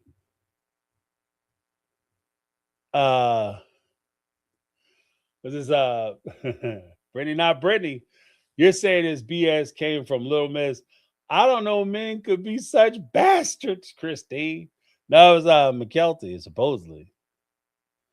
I guess maybe she's the one that, told her, like, don't be tattling. But even that, when Christine said that, I had to hard roll my eyes. You know what I mean? Like, we pretend like she didn't know. But if you grew up in that church, you knew all about that child bride stuff. You knew that men not only could be bastards, like they could be effing bastards. So yeah, I don't buy that either. Oh, I'm so innocent. I had no idea because everybody around me is such a wonderful man. Like your mom left your dad. Your mom left your dad. Your aunt left her husband, and then Cody, in response to your aunt, had some slick shit to talk about. Everybody knew your husband was rough and crazy and all that other stuff. Uh, where's the story come from? Apparently, it's on a Facebook page. I got to check it out after this. Like the details dropped while we were on live earlier, and I was just merely responding to what was said. Like I said, maybe I got it wrong. I got to listen to the whole message myself. Got to listen to the interview myself. But it puts me in a bad situation. It puts me in a bad position. Puts me in a bad position because if it's true, I can't support the Brown family if they allow this type of shit to happen to their kids. I can't. I can't do it. Right? If it's not true, then that's a whole damn problem too. Because like I said, you listen to people who talk about surviving this kind of thing. This is not a game. This is not something to play with. This is not something to emulate. This is almost like it's a terrible thing that happened to somebody and you're trying to hold it out like it's fun. There's nothing fun about surviving SA. There's nothing cute about it. The shit is a struggle. And so if you are a person who's looking at people and saying, wow, that could really get me some sympathy or attention, and that's what I want, then you know what I mean? I don't say there's a special place in hell for you, but you definitely got a reserved spot in the hurt locker, you know, because there's nothing. Like I said, I don't know. It's got me mad. Like I'm so mad I can't even think straight. Like it, it's it's one of those situations where like I said, if you ever dealt with somebody who is dealing with it, even regardless of like how long ago it was, like I said, it just all it keeps reverberating in my mind is like when you talk to somebody and you can hear the like even when they're retelling their stories and they're talking about it and they're revealing to you, no matter how much healing and time has been going on since the time it actually happened, to like the work that they put in to work through a lot of that pain and stuff, you can always hear the pain and almost the reliving of that experience every time they tell that story.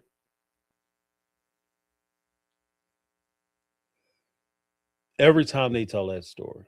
Every time they talk about what's happened to them, every time they relay like how they felt, and even how it has affected their current relationships, how it affected their previous relationships, how it affects their self-esteem, how they see themselves, how they judge themselves, to what standard they hold themselves. We've had conversations on Saturday, and like I said, these are not the first conversations or first people that I've met who are survivors of this. And then when you talk to them, there's a logical part and there's a real part. The logical part is, hey, this terrible thing happened to you. It's not your fault. This person did this thing to you and you had nothing to do with it. There's nothing you could have done.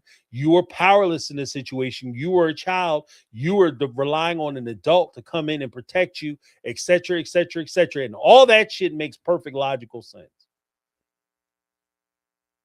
But none of that fucking matters when you're talking to somebody who is dealing with it and they have and carry their own opinions of it. And despite what the logic of you saying is and how you feel about it, they have the opinion that deep down, I should have did this, or I should have done that, or I should have known better, or if I would have only did this, or if I only would have wore that, or if I would have left that person alone, if I would have been paying attention, if I could have did that. And there's a million things that are running through their minds as far as how they see the world and how they approach people and how they approach their relationships, who they trust, who they don't. They'll be fine for years and everything is cool. They might not even thought about it in years. But then they have one incident or one circumstance or one comment away, and all of a sudden they right back in the middle of the pain. And if for somebody to come in that situation, and I'm just strictly saying this in the event that this is something that's being propagated because of clicks and views and attention, for somebody to come in and try to co-opt that story for their own personal gain, I not only find that disgusting and reprehensible, but I find it detestable. Like I think that you are a truly, truly, truly deep down undercover piece of shit, regardless of how much you may, you know, how nice you may be, or for whatever reason you're doing it, because you're not just damaging yourself. It's not just on you. You're also damaging people. It's disrespectful to people who have survived it. It's also disrespectful and disingenuous to people who have survived it and may have to tell their story and try to be believed. Part of the reason why, like, look, we can go through the numbers and the statistics, but when we sit here and talk about like false allegations, the number of false allegations are tremendously low compared to the number of events that actually happen. That's the first and foremost part. The second part is unreported incidences of SA are extremely high, and there's a whole myriad of reasons why people don't come forward and tell their truth and share their experience. There's a whole myriad reason why people don't do it, and some of the chief reasons amongst that is because of fear of not being believed.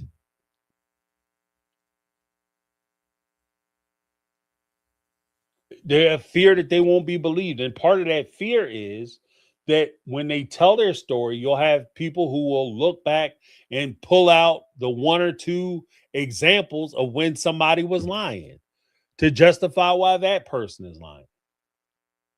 That's why I can't like, look, I'm just saying, like, if this is something that I know I'm going crazy on this, and this is way jumping the gun. This is way putting the cart before the horse, or however you want to say it, right? Because I don't have all the information. I don't. It's just my initial thoughts on it. But if this is something that is not true, they need to come out and expressly say, "You guys have it wrong. I misspoke. I was tripping. You know what I mean? I was chewing up brownies or whatever they be doing in Utah, ketamine or whatever, Special K. Whatever they be doing. We was having like a powwow with that Special K, whatever the shit they need to say that so that I can get past it. I don't know if I'm going to. I'm gonna keep it all the way a buck because, like I said, there's some things in this world I don't play with. That's one of the things I don't play with at all. I don't play with that shit.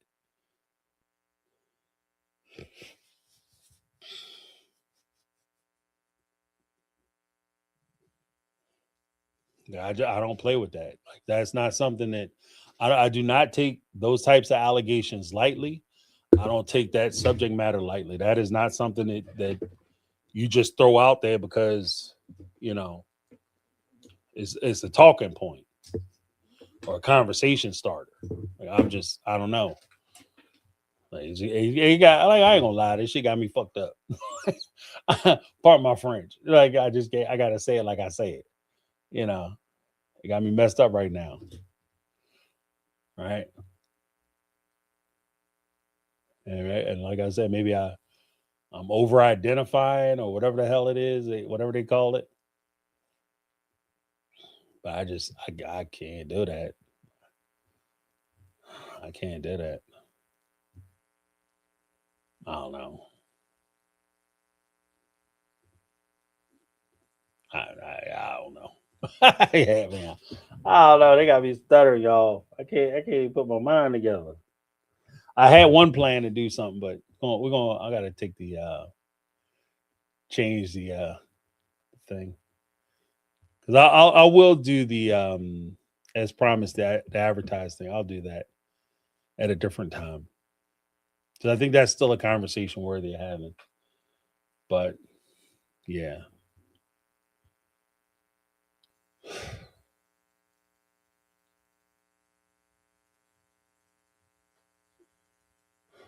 I'm gonna have to watch it. Like it went from like a stress headache to, like I said, now my stomach's all upset and all jacked up. I just like the Brown family boys. If it ain't one thing, it's a motherfucking another. And most of it I can handle. Most of it I can approach from more of a logical. Sound like Janelle. I can be more logical about it. This is not like this is my breaking point.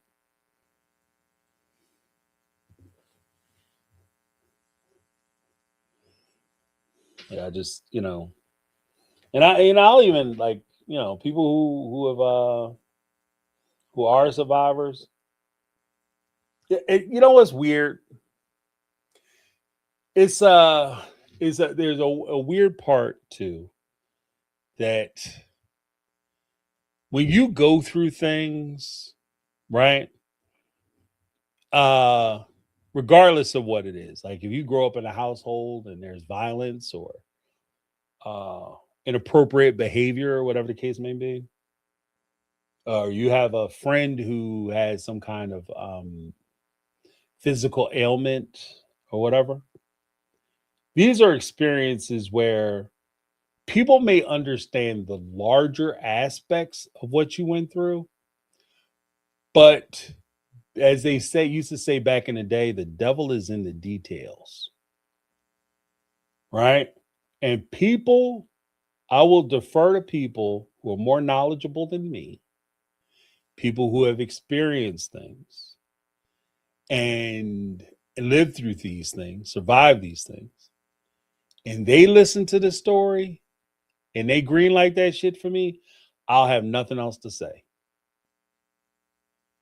But see, the one thing is that if you've been through certain things, there's things that you understand about that thing that most people who have never lived through it or been through it just will never get.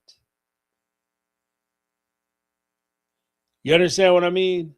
Like there's little things, little details that they know that make sense when they tell the story. They go, yeah, blah, blah, blah. And they'll say something, and most people will miss it. But people who have been through it, they pick right up on like, okay, all right, yep, that tracks. I got you. Right?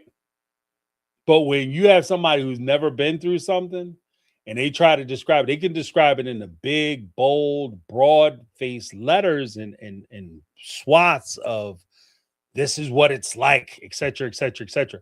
But they don't understand the details. They don't get the details of it. Right. And I think that when people listen to them talking and shit, and listen to if she doesn't understand the details of a thing, then it won't make sense. I guess the example I'll use is Denzel Washington when he was doing Fences. And they said, Denzel Washington, I don't understand why you picked the director that you picked to do this thing. He said, the reason I picked this director is because there's certain things, pick the African American director. He said there's certain things that this director is going to understand about being in this type of household. And he even used the example of, Martin Scorsese could have done Martin Scorsese, who directed Goodfellas and the Godfather films. He said, he could have done a film about like Nuremberg trials or the Anne Frank or whatever, and he would do a good job with it. But there's small details that he just wouldn't get right because he's not aware of them. And Steven Spielberg, fantastic director. You know, he could have done Goodfellas or uh, you know, the other film I mentioned, Goodfellas or Godfather or Scarface. But because he grew up the way he grew up, he could tell the larger story, but the small details he would miss. And I think that might be the thing that kind of trips you up, or could potentially trip somebody up who's not necessarily telling the truth or is trying to co-opt a story, because they'll miss the small details, or they'll think that something is fascinating or interesting or funny or whatever the case may be, that people who actually survived it would find no humor in it. Maybe they would talk about it, but they would find no humor in it. Yeah, yeah. I don't know if I'm explaining it correctly because I'm pissed off, but I know what I'm trying to say. Oh my gosh, guys. I don't know. I gotta watch this thing. I gotta watch this. I gotta watch this. 'Cause I don't know.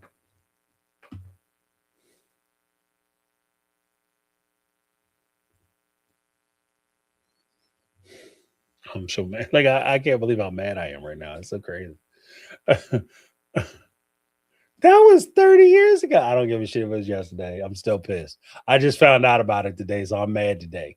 Right? You know what I mean? Like that's the weird part about it too. I can hear that being an excuse. It was 30 years ago. What are you mad about it now for? Because I just found out about it today.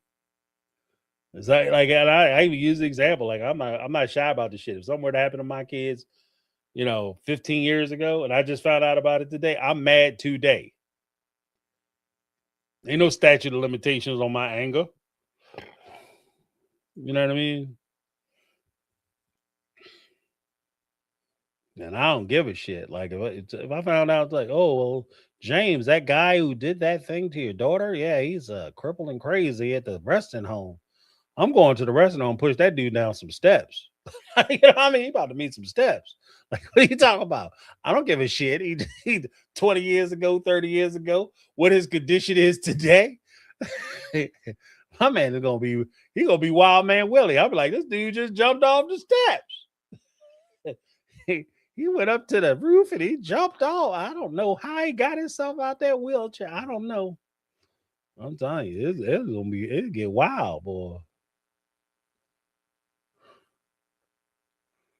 Oh, what am I trying to say? TLC has to be scrambling after this. And that's the thing, because I know that she was trying to get on the show, and it sounded like she was getting cut out of season 21. And so it's a little weird. Like it just seems very like the timing is kind of crazy that all of a sudden it's like, oh yeah, I'm gonna drop this bomb on the show and basically disintegrate the show. That's what I was saying. Like the timing is kind of jacked up. But yeah, I don't know. I'm not dismissing her, and I'm not gonna say she's not telling the truth, because there's a possibility this is the case. But if this is the case, like I said, I can't. All of them getting the side eye from me.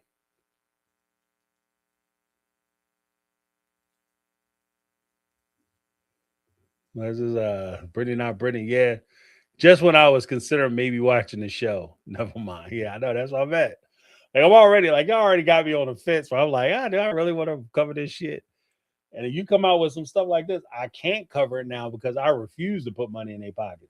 Like if you telling your kids like some shit like this happens to your kids and you telling them to be quiet about it, I can't put nickels in your pocket. I can't. And I know my little bit of views and all that ain't gonna make a much difference, but just on principle. Like I said, I vote with my feet all the time. And I don't do loud protests. And I don't, go out and tell people they gotta protest with me. That's not my gig. That's not my jam. I just don't do it. And TLC would be scrambling, you know, Carmel Cuties, I'm of the opinion that McKelty is starving for attention. At this point, I hate to say it. I heard a ton of I parent better than my parents did. Like she is competing against her parents. Yeah.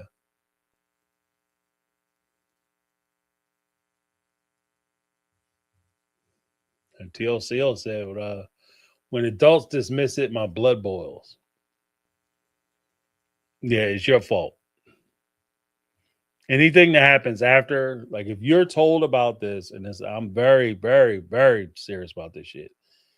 If you're told that somebody in your neighborhood community is doing this or attempting this, and you stand around and don't say shit, and you don't do shit, you don't call the cops, you don't let people know, then everybody after that, after you found out, anybody who is victimized at that point is on YouTube. You are that is your partner. You can jump in the damn skillet with them and fry, as far as I'm concerned. Y'all can fry together because you co-sign that shit. As far as I'm concerned, you might as well have been there driving the truck. You know what I mean? He passing out the candy, you driving the creeper van, as far as I'm concerned. Because you made it possible for that person to continue. And again, I'm starved to hear a rational reason as to why you would tell your child. I would never tell my child. When I say never, I know you're never supposed to say never. I get it. But I'm pretty damn certain that I would never tell my child that reporting to me about something going on with them, especially something like that, is frowned upon, and I consider that a negative relay of information. Hence, tattletaling. That's tattling is a negative connotation. Has a negative connotation, and I'm starving for somebody to. God, if you want to come up here and explain to me under what circumstance that shit would make sense, I will clear the fucking phone lines. I will do whatever, and you can explain it to me. But I'm telling you right now, before you call in here, I am pushing back hard as fuck. So please don't call in with no dumb shit. Oh, the way they was raised. I'm telling you, because I will go crazy. I'm gonna go crazy. Because I don't understand. I do not understand it. I do not understand that. I mean, like I said, I could see in a universe where it's embarrassing. You don't want people to know. It's sexually embarrassing. And your kids, because they walking around, they don't have garments on. And this happened. It's like inviting in and all that other shit. Look, you got to, when it comes to you, as adults, I'll ride with stuff. I'll tolerate a lot more stuff. I try to understand stuff, but I do not understand when it comes to kids. I don't. I just, it's such a weakness. Such a weakness. I'm so weak. But I can't help myself. I don't understand it. I don't. I can't imagine a world where I'm gonna sit there and let somebody do that shit to my child, and I'm gonna tell. Not only am I not gonna do anything about it, but I'm gonna tell my child don't talk about it. The only way I would tell my child not to talk about it is if I was planning on somebody, you know, turning up missing. Don't tell nobody about what happened because they're gonna take your daddy away. Right? That's the only way I'll tell my child. Don't tell nobody about it because his ass gonna be gone. You know what I mean? He about to have a whole stack of mail in the front door. I'll say he about to miss all the newspapers and shit. Cancel Christmas because the homeboys turned up missing. Next time you see his ass, gonna be at a 7-Eleven on the back of a milk carton. All right, that's it. Don't tell nobody, son. Keep this shit between. This is gonna be our little secret, right? Other than that, shit. No, you telling everybody. Matter of fact, you gonna tell this detective. You gonna tell this judge. And then as far as like embarrassment, I'm telling you right now, I wish a motherfucker would try to say some shit to me about how my kid is wrong, or he shouldn't have told, or he embarrassing Mr. Pastor Jenkins, or whoever the hell, because they could get it too. You trying to jump in this skillet with this mug? Is that what you trying to do? Because if you come to me with that shit, you must be tired of living or tired of chewing food, solid food, because there's no way I'm going to sit here and tolerate that. I'm not even entertaining that conversation. Oh, well, you told on Mr. So-and-so, it's embarrassing to the community. I don't give a shit. Mr. So-and-so, lucky I told the cops. Okay. I called the cops. I didn't just call the cops because I was trying to get Mr. Jones in trouble. I called the cops because I was saving myself. Because there's no way in the world I'm going to be walking down the street and this fool sitting on his steps and I'm passing his house. And or worse, I'm walking down the street and I see some other kid sitting on his porch.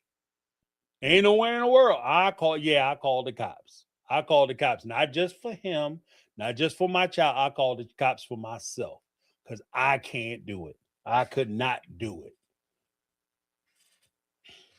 Because, like I said, there's no such thing, not that I know of. And maybe it does exist in an alternate universe, or I'm not, Mr. Crime Jones. I don't know. But as far as I know, as far as I can tell, there's not a one-time inappropriate touching, essaying person who goes out and does this or tries this one time and just figure they don't like it. If they try it and they fail, they're going to try again. If they try it and they succeed, they're definitely going to try it again. And they're going to keep trying to succeed. And there's a real possibility that everything is going to be accelerated. They're going to evolve and it's going to get worse. So, no, I'm not going to just sit here and shit, guys, I can't do it. My head is fucking hurting like a mug. I can't do it. I cannot do it.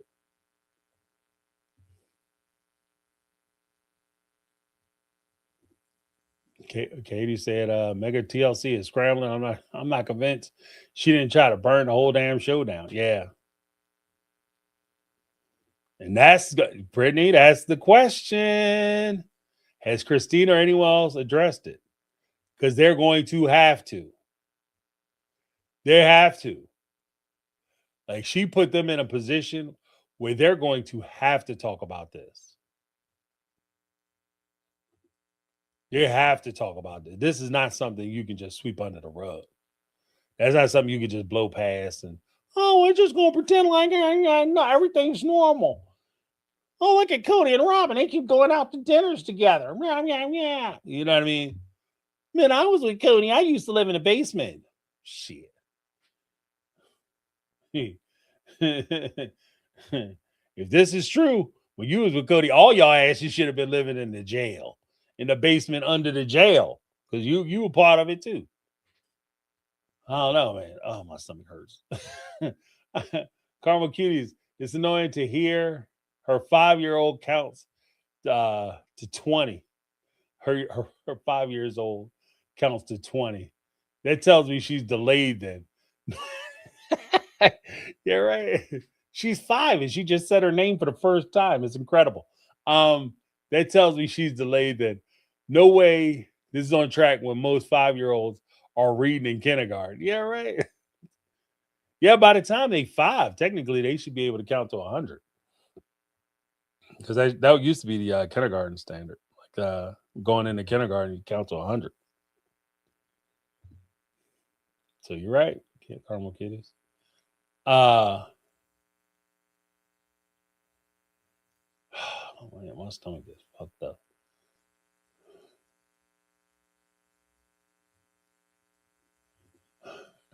They're trying to be on it. Lawsuits, boy.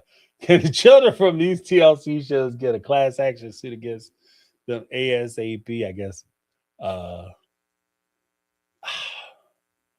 well, because technically that wouldn't even be a TLC problem. That'd be a severe parenting problem.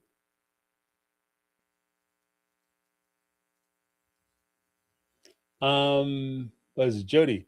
I'm offended she is being accused of maybe attention or ruining the show. Well, here's the thing, Jody. I would say this. I think that we owe it to the victims. Like, I didn't come out and say she's lying. I didn't come out and say she's lying. But when I take into account the totality and probability that there may be some misgivings or dishonesty in this situation,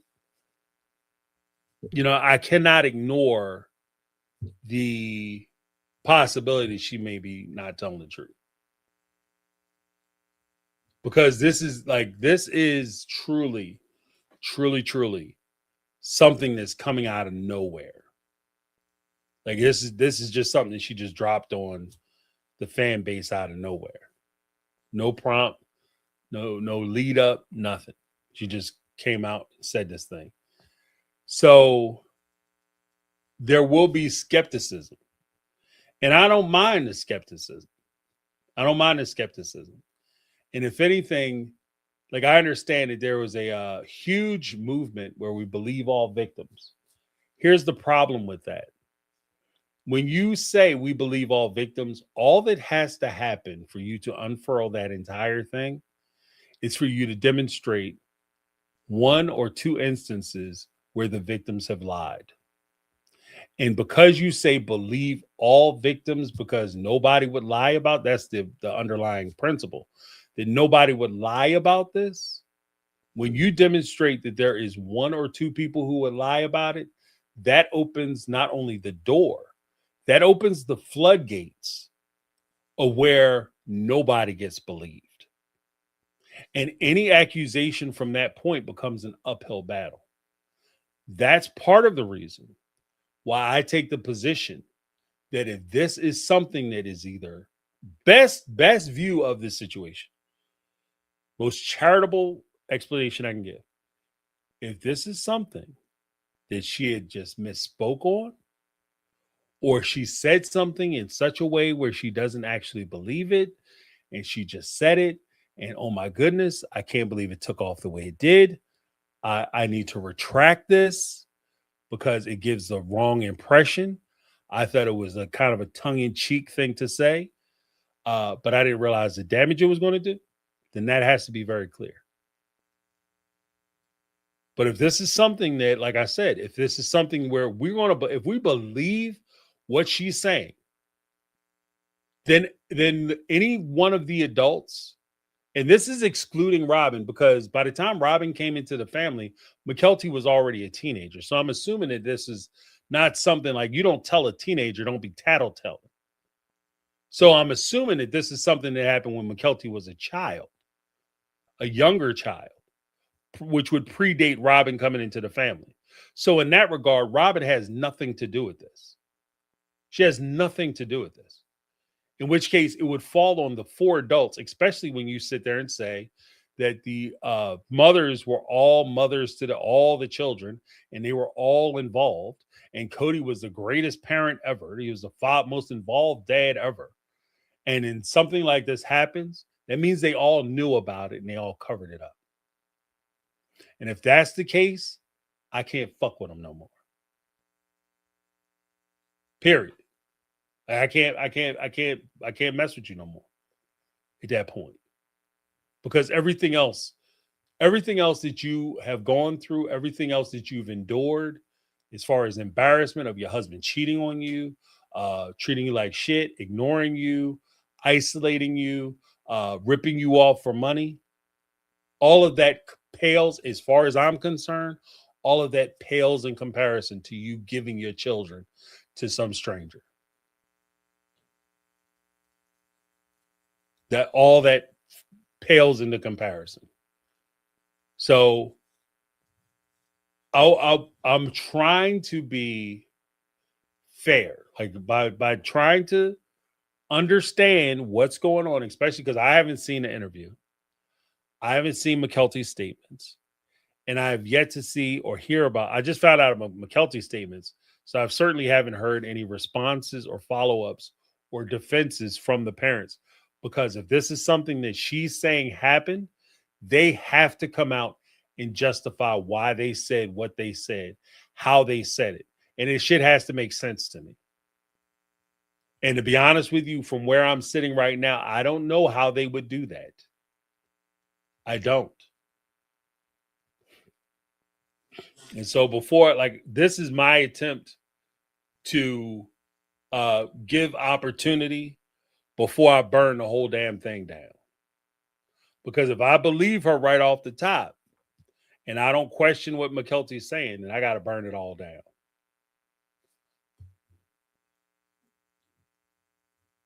I have to burn this all down. Like, because I can't stand by adults who would allow or permit this to happen.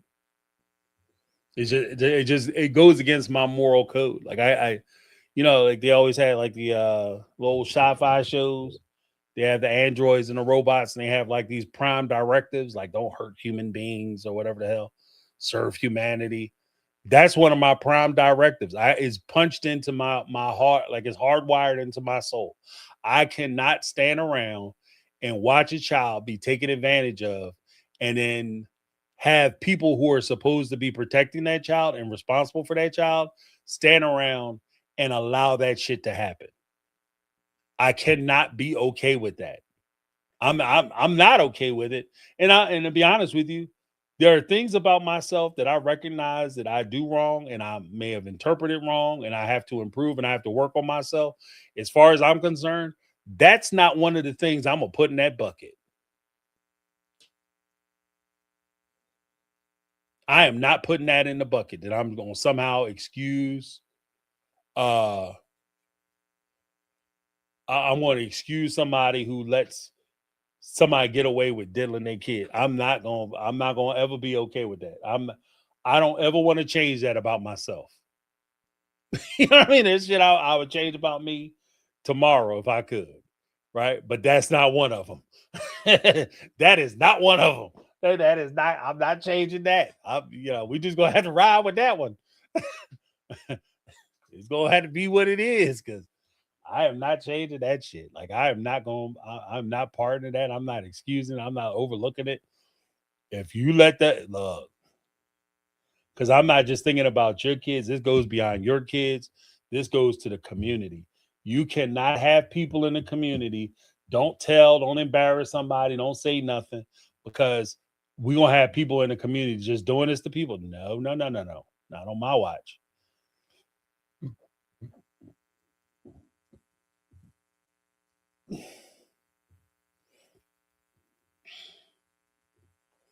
Knowing how McKelty can exaggerate, I wonder if it is more like inappropriate touch and not full on grape.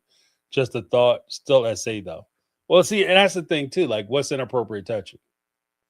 Because some people will say like inappropriate touching might be like she walked by and somebody's like, get you, and try to grab her arm or something. That's inappropriate touching. Or kids were playing around and they're so young that they don't understand the sexual charged nature of a thing.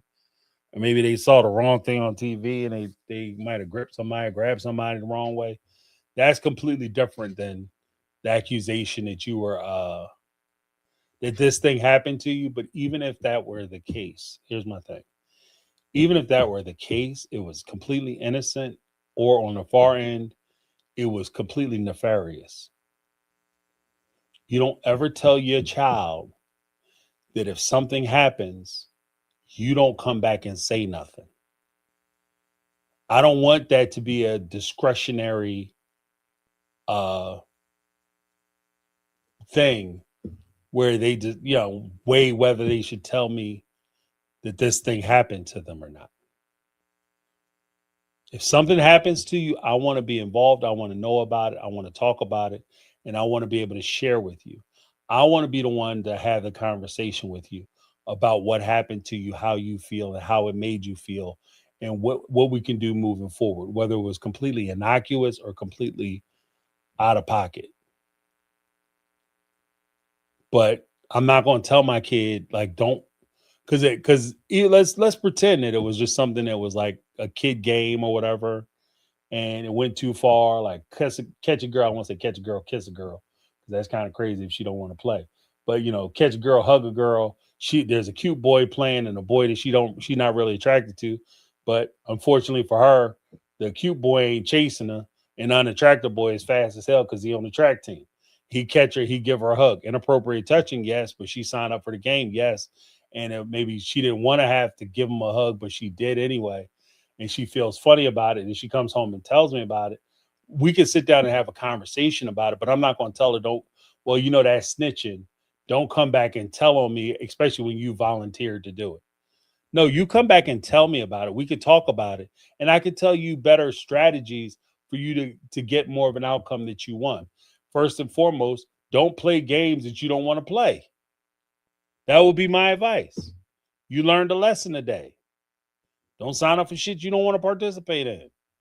You know that little boy fast as hell. He put on his little Nike. Y'all all running around, your shoes untied. This dude got his laces set on choke, right? Choking the shit out of his feet. That boy is fast as fuck. You know what I'm saying? He might be ugly as all sin, but he outrunning the devil. You ain't gonna catch you and give you a hug. So why would you even volunteer or sign up for that? Don't be playing spin the bottle. You know what I mean? Especially, everybody running around with bumps on their face. Just always view it like, that bottle always gonna fall on the kid that you're not attracted to. The kid that got halitosis and want to say hello, how are you? Hope you're fine. That kid's gonna be the bottle gonna hit him every time. Don't volunteer to do that shit. That's a conversation you may have. Respect yourself. That might be a conversation, another conversation you have. But I'm not gonna sit there and be like, yeah, don't tell me about that shit because I don't want to hear about it. That's crazy. That's crazy work.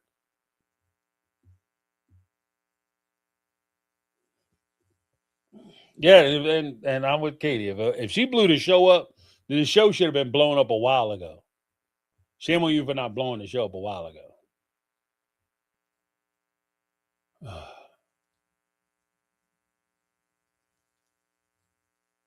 Just saying. I can't, I don't know. I'm gonna have to watch the interview. But Brittany, not Brittany. Yeah, I just, yeah, I'm just saying. I'm just saying. I watch it like ironically, they'll get if she set out to get attention, she about to get some attention because I'm gonna watch. I haven't watched a interview in a minute, a hot minute from them, and I'll watch this interview. So from that respect, she get I'm telling you, shit'll work because I'm about to do it. It will work. It will get attention. I'm about to do it. I'm about to prove it. But like if it's true, then she blew the show up for me. And I'm fine with it. Like I'm not even mad that she blew the show up. If anything, I'm mad because I was sitting there defending these people and they were allowing this. Like, I'm not gonna sit here and cry because the farmer is coming to take your eggs. You in the hen house, the farmer coming to take the eggs every morning. He take all the eggs every morning. That farmer's an asshole. He taking all your eggs and your babies away. But then find out you the one letting the damn foxes into the hen house. Like, I'm sorry. Little Josie and you know, Fat Susie missing because your ass letting the fox in the hen house, but then you want to sit there and cry and boo-hoo about some eggs. Like, no, not doing that. Brittany, not Brittany with the 4.99 super chat said if it's true, it's absolute crazy work for them to get on television and talk big ish about Warren Jeffs and his church. Yeah, right. that part. That part. I can't believe you had all this to say about Mr. Jeffs. That part. You know what I mean? Or like I said, instead of there lecturing boys about, you gotta respect her, and if you kiss her, that's like kissing somebody else's wife, and you know, you got chemicals and stuff in your brain. If you mess with a girl, you change her whole brain chemistry. You're giving them type of lessons, but you letting the neighbors try to deal with you kids. Are you crazy? I'm insulted. Like that insults the shit out of me. And then Robin giving purity speeches. He stole my purdy. He stole my purdy. How come somebody ain't say snitches get stitches, Robin? You know what I mean? She's telling that story. Don't be tattletelling, Robin. You tell your minor child that, but then this chick gets up and start talking about how at 20 years old she was having sex with her boyfriend, and then somehow he's stealing shit from her. He done took it from me because I went over to his house butt naked wearing a raincoat. He done stole it from me. And you gonna tell that story, and everybody's sitting there with their mouth agape, like she's reading from the freaking Odyssey, the Iliad and Odyssey, all this epic tale of like woe and sorrow. But then your kids come in there and try to tell on the neighbor who's trying to do some crazy shit, and is shut the F up. Where your daddy at? Like, come on, man. If that's the case, if this show goes because of that, then this show had to go anyway. Shouldn't even be on TV. I said the same thing with Poly Family. I'm gonna keep it consistent. The second I found out about the Fat Boy Sean and his past, I had a video cooking that I was about to release the day I found out about them. I didn't release that damn video. Stop talking about their asses. Nobody playing with that. But thank you, Brittany.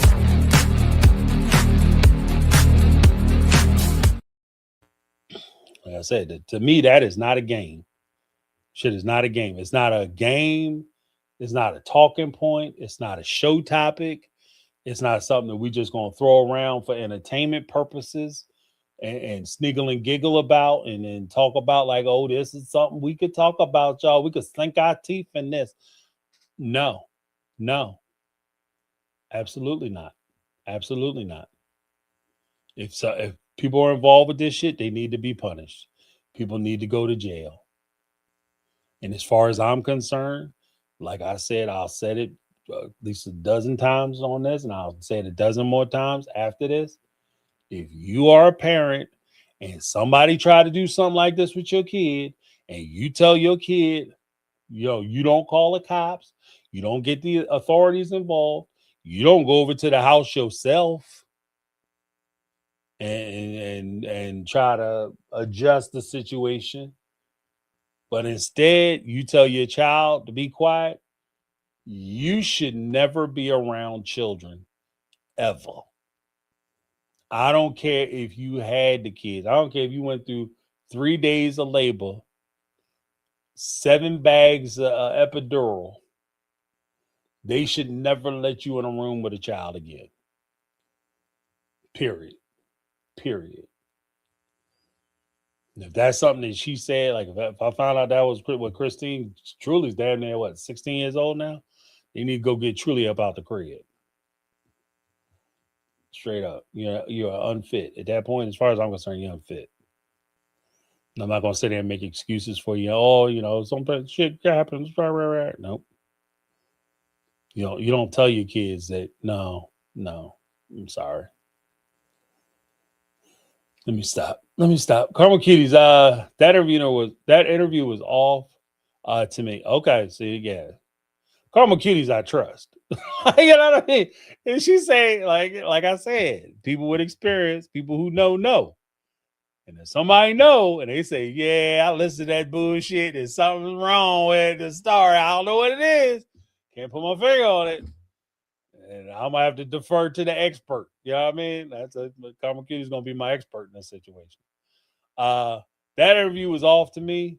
McKelty got mad excited when told her last video hit millions of views. That is where I see the attention seeking. Yeah, see. Yeah. And you know what? And I'll even draw another comparison. I'll draw another comparison to make my example a little clearer. I don't know if y'all remember on Special Forces, there was a guy, Jussie Smollett. Jussie Smollett.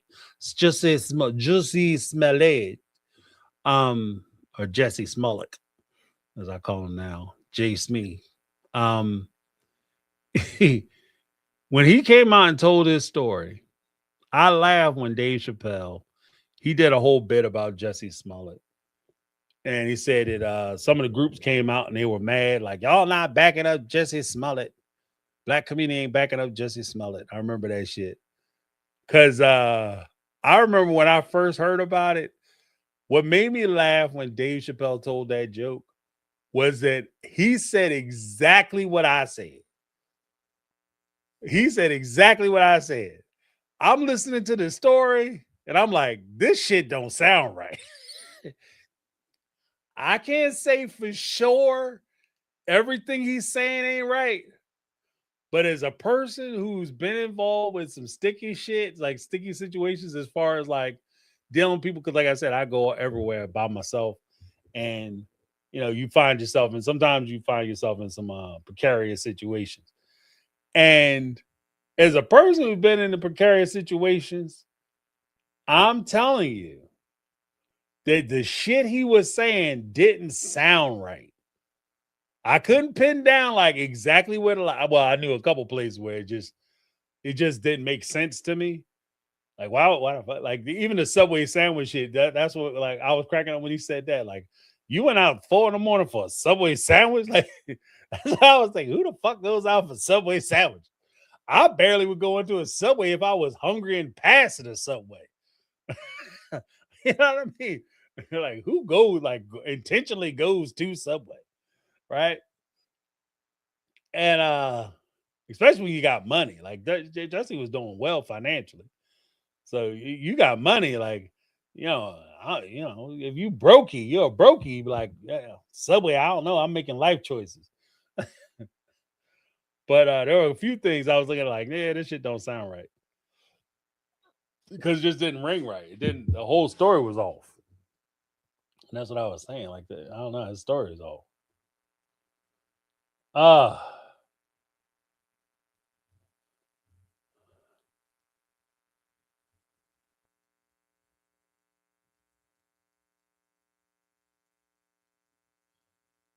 TLC said because of all the lies in the past, I can see why it might be questioned. Yeah, and that's one of the things too. That's a big thing.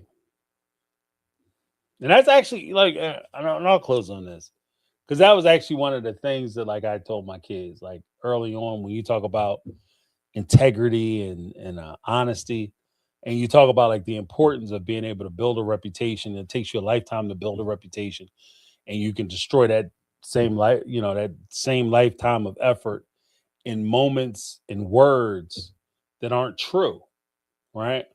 And I always told my kids, like, no matter what happens, I need you to come in and be honest with me and tell me what's going on. Because if you come in and tell me something happened or somebody did something to you, it would kill me if you came in and said that XYZ or this person did something to me and I require additional evidence or proof in order for me to act or react on what you told me.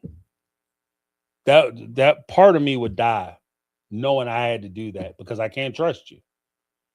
Right. And that's why it's so important.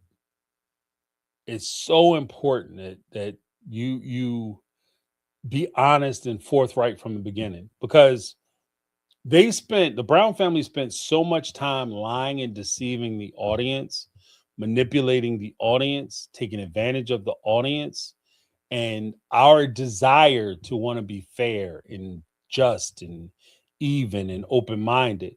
They took advantage of that. And so when you find out somebody was dishonest for advantage, when a story comes out and there's clear advantage that they could receive from the retelling of that story, it's very difficult for you to overlook the fact that they had been lying to you for years. Over a decade, they lied to us. And now all of a sudden she drops something and I'm just supposed to believe you because what you're potentially lying about is so horrible that you would hope nobody would lie about it. But then at the same time, the things that you were propagating, the support of a system which today takes advantage of women, today women and children are struggling to get out of, that today young men are subject because they don't fit in the overall scheme of that institution and that religion. So they're cast out of their homes, of their communities, because the old men want to take advantage of the young girls that they see these guys as competition for. You guys supported that shit. And that's just as damaging as everything we're talking about now. So now all of a sudden, because we're talking about the possibility of it being a child SA situation, now all of a sudden I'm just supposed to believe everything you said. It's just, I don't know.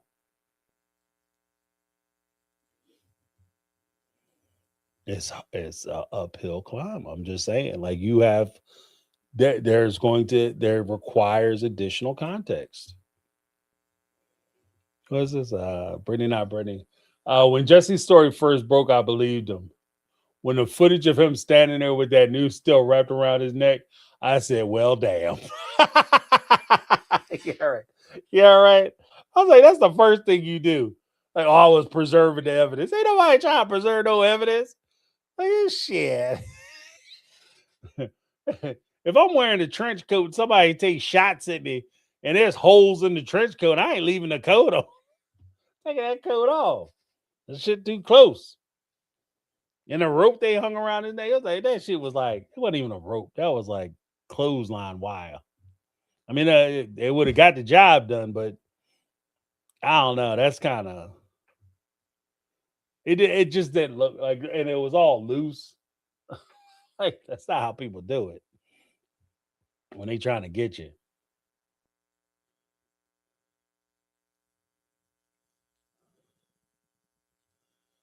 Oh, I'm gonna have to let y'all go, man. I'm so pissed off right now. I can't even think straight. I can't even think straight. I would open up the phone lines, but I'm so angry. And I'm gonna fuck around and say the wrong thing. I can feel it.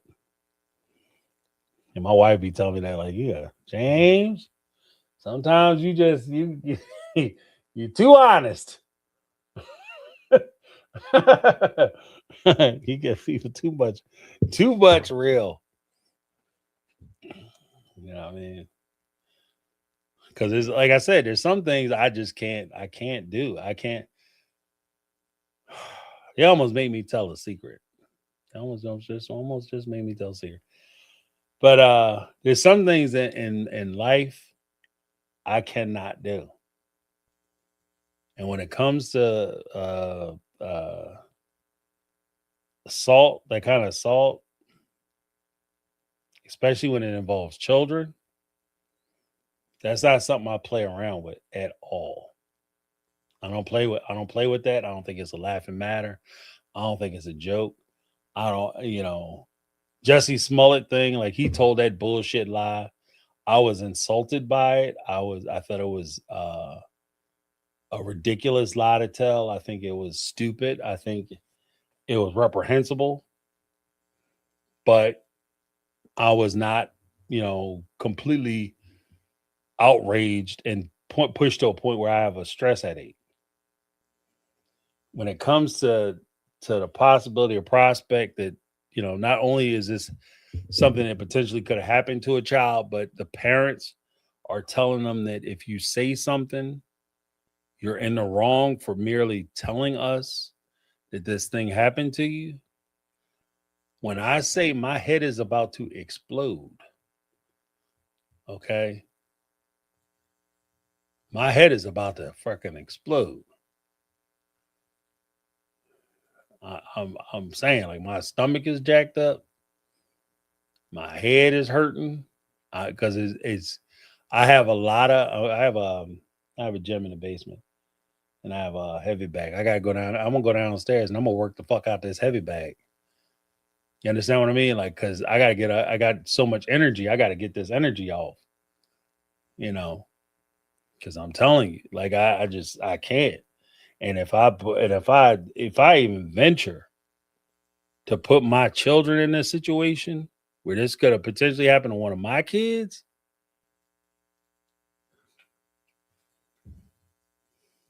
I'm telling you, I can't do it, y'all. I can't do it. So I'm gonna have to let y'all go. I'm gonna go down here in this basement, click some switches, and I'm gonna hit this bag. It's one of them old school bags. My dad's old bag. Um, we had that bag in our family for that bag is probably older than some of y'all. That bag is probably older than some of y'all. Um, yeah, it's one of them vinyl joint. That bag is vinyl. That thing cut my knuckles to shit when I was a kid because I refused to put on the gloves. But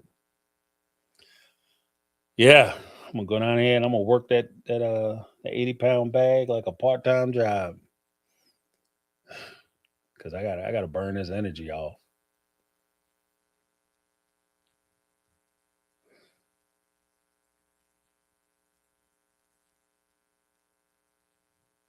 What is this? Okay, I just watched. It seems she was using that story as an example of what tattletelling was a ick for her, not actual events. I don't know. I will rewatch. She never said what actually happened to her. See, that's again. Now my stomach is jacked up again, like it's flipping again. Cause if you gonna sit there, that like I said, this is not some shit you play with. This is not a good example. And I've used some shitty. Tonight I probably used some shitty analogies. I'm not even gonna bullshit because my mind was racing a million miles an hour already, and I could feel it. I was a little off my game. I could feel it, right? But that is not an analogy you use.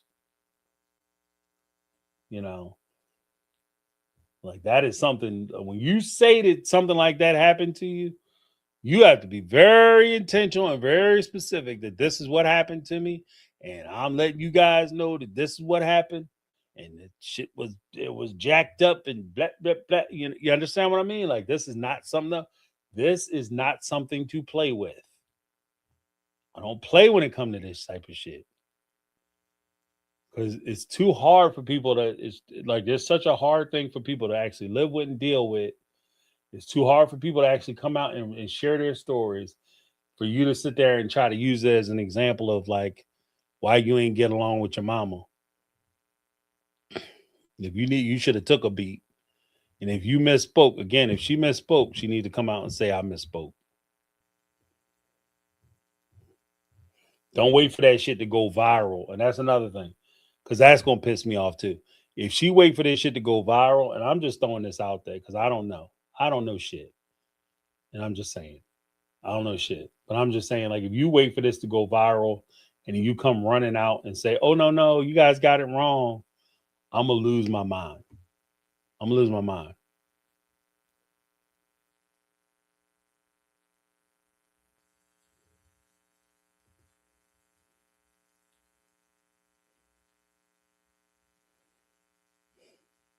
You know, because now social media is all in a tizzy over a misphrasing. Yeah, right.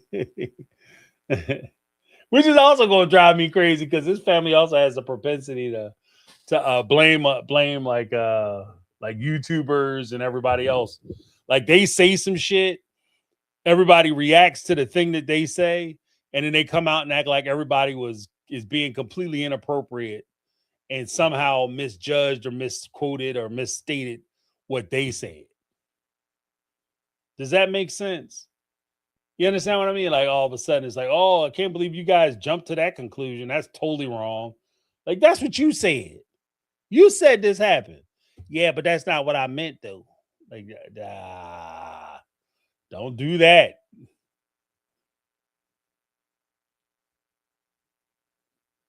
Don't do that. 'Cause I'm telling you, I'm gonna go crazy. Because like I said, this is not something. Dang, this is not something you play with. This is not a good example of like whatever you're trying to say. Like, just come out and say it. Like I was raised not to tell or be a tattletale. Like you don't get the parents involved with every little thing. That's fine. Okay. Yeah, you guys be messing up and nobody like that's what a tattletale is. Like somebody who be doing some shit and everybody doing it, and because you don't get your way or you get frustrated, all of a sudden you want to go tell on somebody.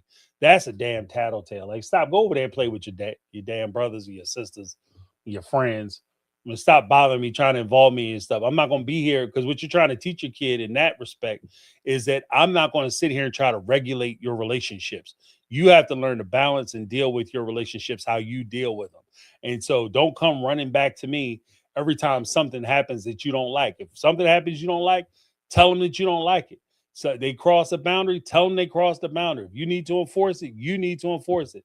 But don't come running back to me. You're trying to prepare them on how to deal with people in the future. That's where the whole tattletaling the thing comes in. But that is tattletaling is not somebody grip you up and short eye your ass and you come back and tell me about it and I say, "Oh, don't be tattling." That is either a terrible example, in which case you need to come out and clean that shit up, or again, the parents should never be around no kids again.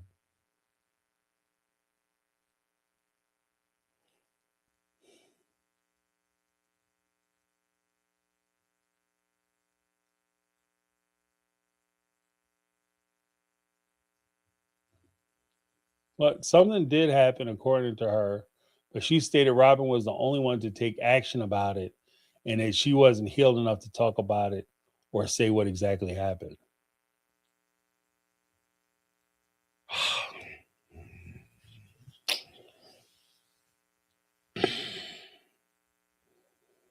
So now she's saying Robin saved her. But again, Robin didn't come into her life until she was a teenager. And the whole tattling thing, like I said, that makes it worse. Because at that point, you're telling a teenager who knows better.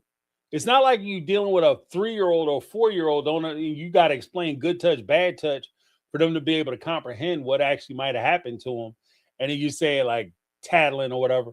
This is somebody who completely understands that good touch, bad touch, so much so that they're wearing garments so that they fit the criteria of their specific religion, or they know that people are wearing garments because they're aware of these types of things and they covering up their privacies because you're not even supposed to let the shit touch your clothes, but apparently the neighbors are okay. Like, and then you say that, oh, Robin came in at when I was a teenager and she fixed the shit. Like, what fix what? Look. I'm just saying. I need to hear more context. I need to hear more story. This kind of goes, like I said, this goes back to the whole thing with Mary.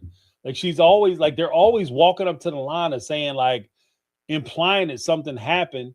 Then they don't want to give no details and say they're not ready to talk about the details, and they give some excuse that like because with Mary you can't say, oh, I wasn't ready to talk about it because I was so ashamed or so embarrassed or I wasn't prepared to talk about it. She said I didn't talk about it with Mary because I didn't want to blow the show up. Now you're saying that I got touched and I don't want to talk about it because I'm not prepared to talk about it. Like I don't know, man. I just don't know. I don't know, and I don't like not knowing. Is that fair? Does that make sense? I don't like not knowing.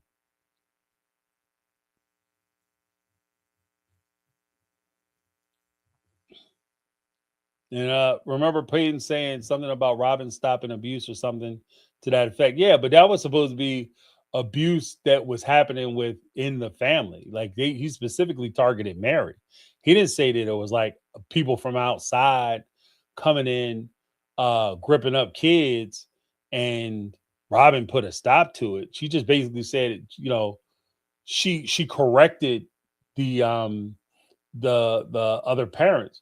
But that shit doesn't make sense either because then in a from the time Robin came onto the show, Mary was well secure in Robin's ass crack.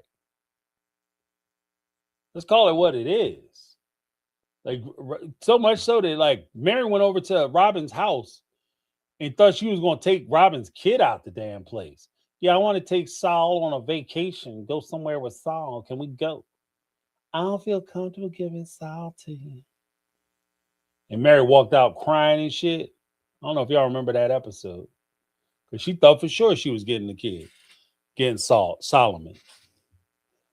But if you was abused, like if I had to come in and save kids from your ass, under no circumstance could you ever come to me and ask me about my damn child. I had to come in and save kids. I had to save kids that you knew since birth from you. And then my kids show up and you talking about, yeah, I want to take them out of the state. Don't get your ass out this house and sweep your legs. Like, you know what I'm saying? Like I said, you must be tired of walking and shit. What are you talking about? Come and ask me some stupid ass questions. Oh, get out of here. What you over there?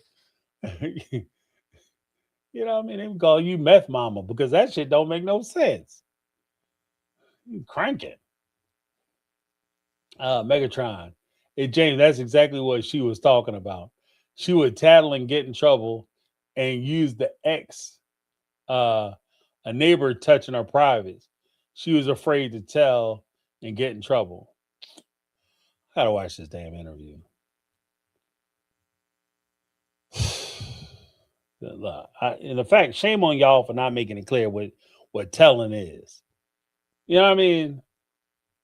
Because there's some things like everybody tell your kid like don't be over there, you know, arguing with your brothers and sisters or cousins or whoever, the little kids on the block, and you come back, little Tommy wouldn't let me play with the little G.I. Jones.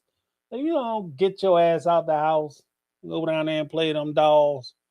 I mean, we don't play with dolls, we play with action figures. Okay, yeah, whatever, Sparky. Get your ass out of here. You know what I mean? That's how that go.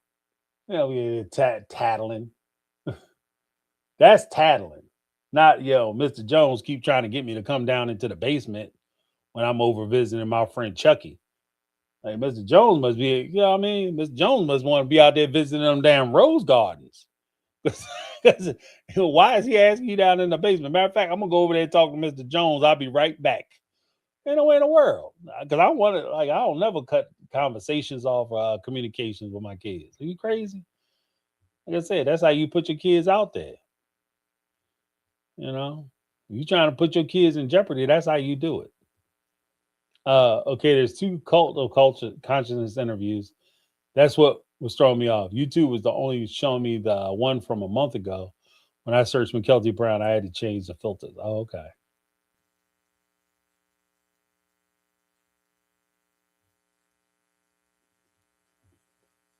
Not that the neighbor actually touched her, just an example of what she wants to know everything about her own kid. See, and that's the thing.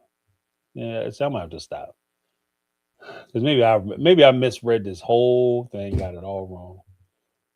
I hope I did. I hope I'm wrong. I hope that that is the case. That it was just a misinterpretation.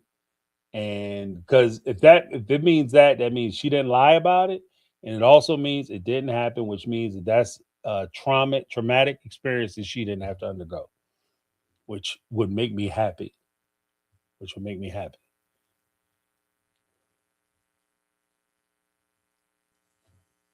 And Katie said, "How long are we gonna let them walk on the line?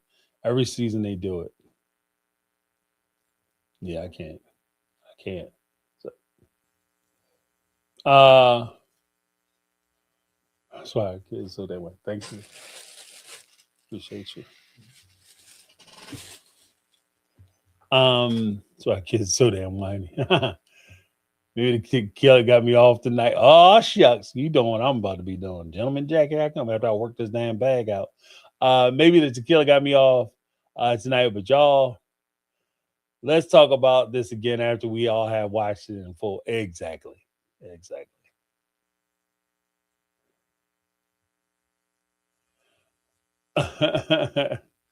Yeah, I'm gonna have to let y'all go because I gotta go downstairs. I gotta do some things. I gotta burn this energy off because this shit got me hot. You see, there you go. Now you guys learn one of my triggers. That's my trigger. I mean, that's one of my triggers, straight up. I didn't realize it was. You know what? I thought I worked through some of that, but I guess it's just as bad as it always been. Because, like I said, you're like, especially when you've been, like I said, I just it's a trigger for me because when you've known people who have survived these situations and you've listened to them, you talk to them, and you've helped them, and you've been there for them, and you see what it does to them. Like this kind of thing is just it's crazy. It's crazy work. It's crazy work.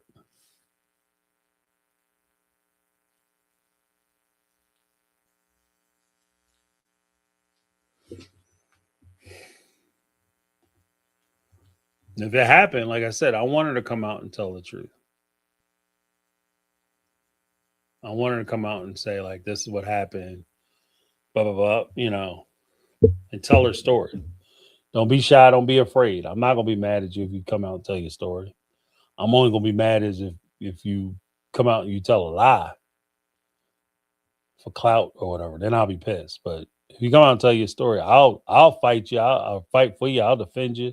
I'll argue on your behalf. Whatever I got to do, my little bit of influence, whatever I can do to help, I will do it. But it's just I don't know.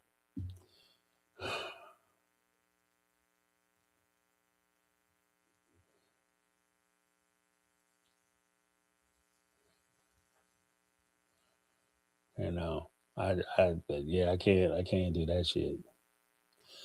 Yep, because it is just like the insult to injury, like I said, especially when you're dealing with kids and to have a parent say that to a child, like, "Oh, don't be down there tattling." That shit drives me crazy.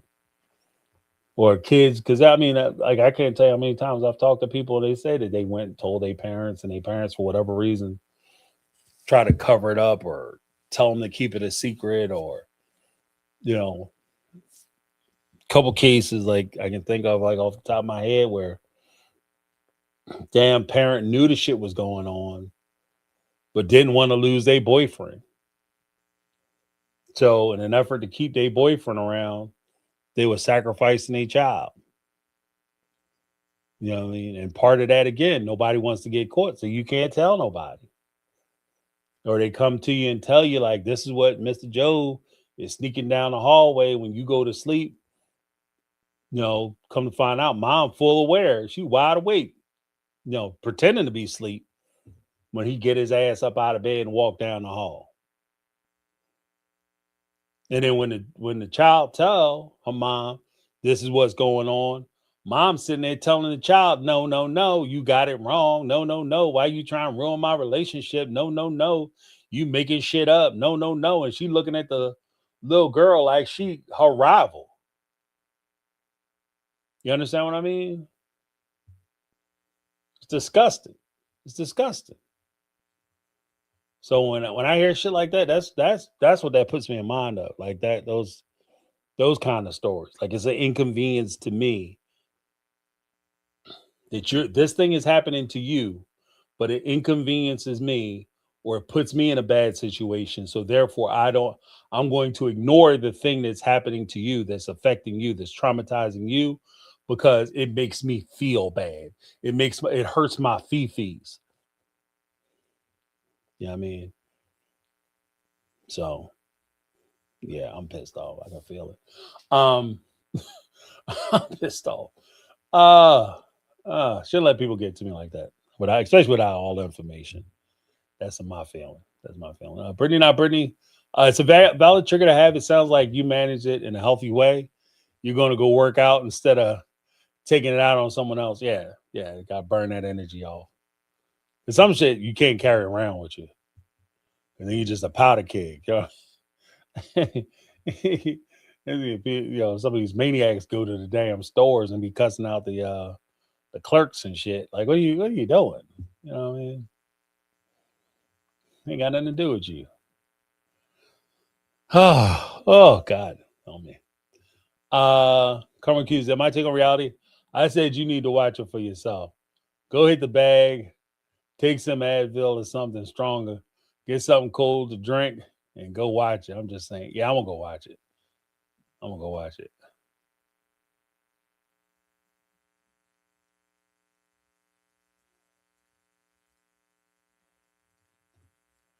Was it Teal to me? She was using it as a reason not agreeing with the tattletale stigma. Her experience getting in trouble as a kid for being one.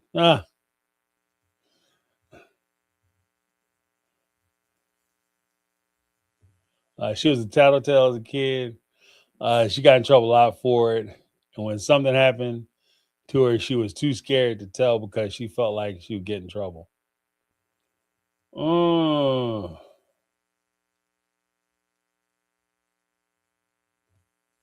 I'm kidding. I've tried to tell you. The interview was off to me. She was doing too much. Yeah. Believe me, believe me. That's Jussie Smollett. When I was watching him do that, when he was talking to them cops, I was like, yeah, don't nobody, shit like this happen to you, you get jumped.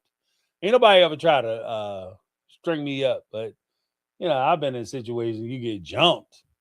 Ain't nobody sitting around trying to be like, guys, I got jumped. Believe me. Top told the truth. Like, man, these clown ass dudes try to get me, man. Did what I could, Cat three of them ran off, uh, how that shit go? Nobody's like, believe me, I'm telling you, the guy came out and grabbed me. I was like, get off me, sucker. Nobody's doing all that shit. I said, look here, guys, back up. The problem is they've been slinging so much BS for years, we don't know what to believe. And that's part of it too.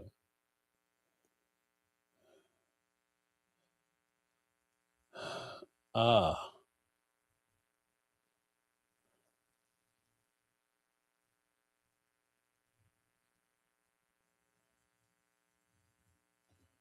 this Carmen Kitty's this topic is nothing to play around with at all. Yeah, that's the camp I'm in.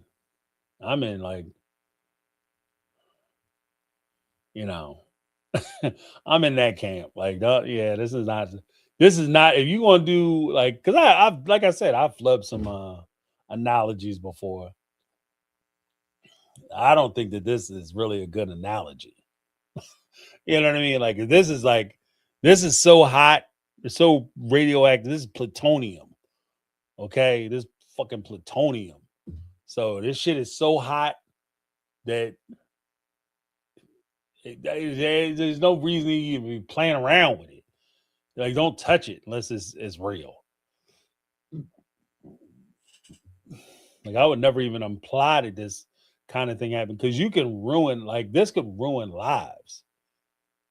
Yeah, you understand what I mean? It's not just a show. Like, you could ruin somebody's life. I'm gonna be honest. I wasn't a fan when Robin did that whole purity speech. I wasn't a fan of that, because she tried to imply, like, she walked up to the line to imply that her ex-husband had done something to her that was untoward and inappropriate, but she didn't cross, like, she never said this is what happened and this is what he did to me. But she wanted to leave that impression, that taste in your mouth, that this is what happened. And I think that, on the surface, it's not a big deal because nothing came of it. But that could have ruined his life. He could have lost his kids behind that. Like, her telling that story on a national television show, he could have lost his kids. The kids that have nothing to do with her. Because they're not gonna have kids in the house with somebody who essaying people. Like, that shit is, I take that shit deadly serious. It's deadly serious to say that shit.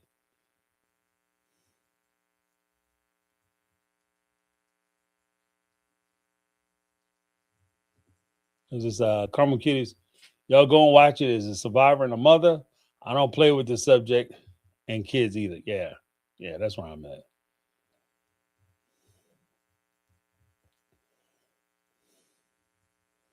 That's where I'm at. Like, because I like, look, on Saturdays, anybody who call into the Saturday shows, when we do the round table, like, I try to give a balanced analysis, and sometimes I'll take the devil's advocate position on some things, and just how the court systems work, or how law enforcement may view things, or why things shake out the way they sometimes do in the system.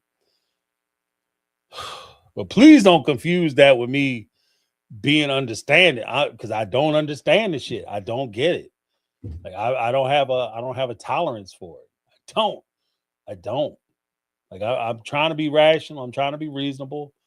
I want to be the guy who can, like, give you a fair assessment of a situation. But especially initially, I gotta work through my feelings first before I can get to the logical part. I work through my medulla oblongata before I get to the logical, ratios of my brain. Y'all done tripped me up because you caught me with a surprise. You know, you know what I mean? I was over there ready to talk about like I got to change my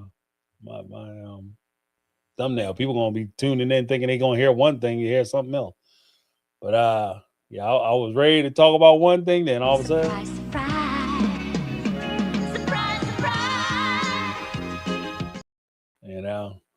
I was ready to talk about one thing, surprise, surprise, and all of a sudden, you caught my gut reaction on it. That's a true reaction. That's what that is. I guess that's a visceral reaction to me hearing about it. Oh, is this Brittany? Not Brittany is not a good analogy, especially if you're not going to be crystal motherfucking clear that this is an analogy. Thank you. Thank you. But it explains why the interviewer didn't ask more questions. Yeah, you gotta be, if you gonna do this shitty analogy, first of all, don't do it. Second of all, if you do it, you have to make it very clear. Guys, this is a hypothetical. You know what I mean? You have to say that and really you have to say it in the beginning, the middle, and the end. And several times after that. You have to make it crystal clear that this is not something you're complaining about or alleging for somebody else. Please don't confuse this with something that's happened as a true experience.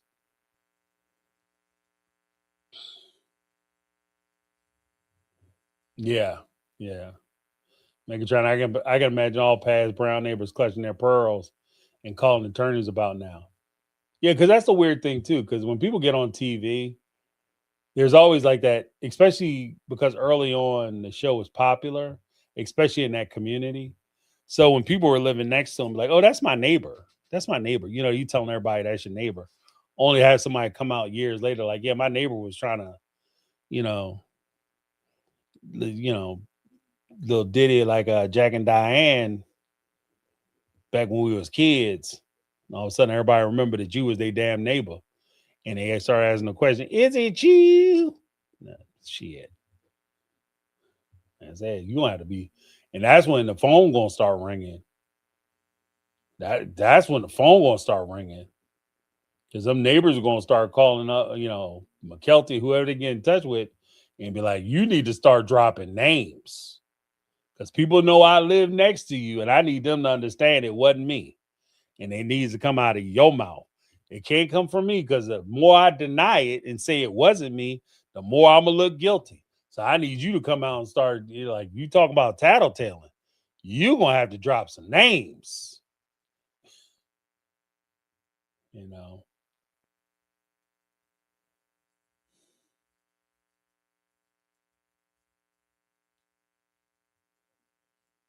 Mm.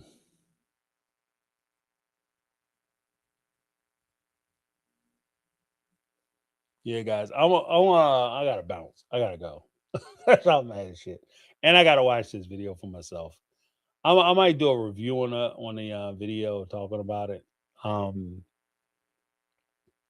Maybe I'll try to splice it for Thursday. If it's good, I'll splice it for Thursday. We can talk about it then. I will be doing the video talking about the young men. I'll just do that on a different night. Uh yeah. Yeah, we'll do it that way. But before we go, I want to get some do want to do the hearts in the chat real quick. Um yeah. Yeah, I'm so fucking mad. It's crazy. Just the thought of it just pisses me off. Yeah. Feel like a fool. Ugh. All right. So put some hearts in the chat for anybody who needs the help or assistance, people who are struggling with this particular kind of thing. Put some hearts in the chat specifically for them, like survivors of these situations who had to work their way through it, found courage to deal with and face their situation, their demons, and to survive and thrive in a world that had betrayed them and potentially with people whom should have been looking out for their best interest and failed to do so in some cases. Let's put some hearts in the chat for them. Uh, because if anybody needs protection and looking out for the baby, certainly need it and they deserve it and they are entitled to it. And that is part of our responsibility and our job, not only as parents and as adults, but as members, functioning members of society and a community. All right. So let's put some hearts in the chat for them.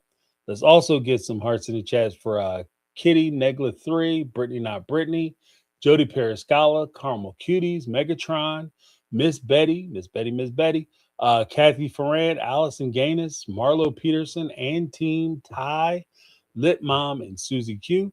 Some folks are going through some things. They're getting some changes. They are experiencing some situations which uh, are just going to be different. And we just want to support them. So let's put some hearts in the chat for them. Big shout out to ladies who are here, Carmel Cuties, Brittany Not Brittany. I'll bring you guys. I swear I'll do an open show on Thursday. We could talk about it. I just can't do it tonight because I'm not in my right mind, and I'm mature enough. I've reached a level of maturity where I recognize I'm not my own limitations, and I consider that a win. You know what I mean?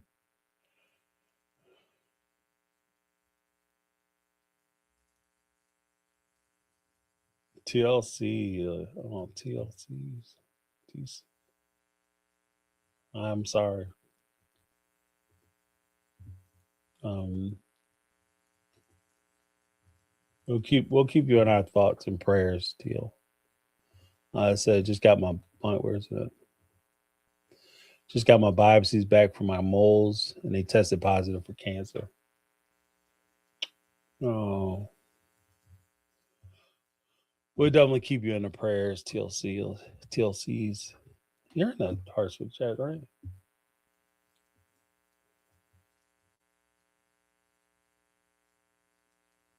You were on. Okay, I didn't have you in there, but we're gonna put you in there if you don't mind. Yeah, let's get some hearts in the chat for TLCs. Um, yeah. Hopefully they found it early enough where they can do what they need to do to give you the most positive outcome in the most least invasive way possible. But just know that our thoughts are with you.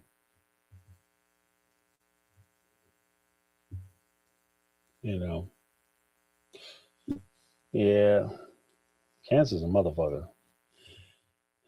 Cancer was a person I beat the fuck out of. But yeah, just yeah, take care of yourself. Be strong. Know you got support here. Thank you for sharing. But yeah, big shout out to Brittany Not Brittany, Carmel Cuties, everybody who came into the live stream. Sorry, it was a little crazy tonight. We'll be doing the other one. I want to post that again. But thank you guys so much for checking us out, TLCs. We will keep you in our thoughts and prayers, and hopefully the good vibes will be enough to bring that healing power. All right. Thank you everybody for joining us.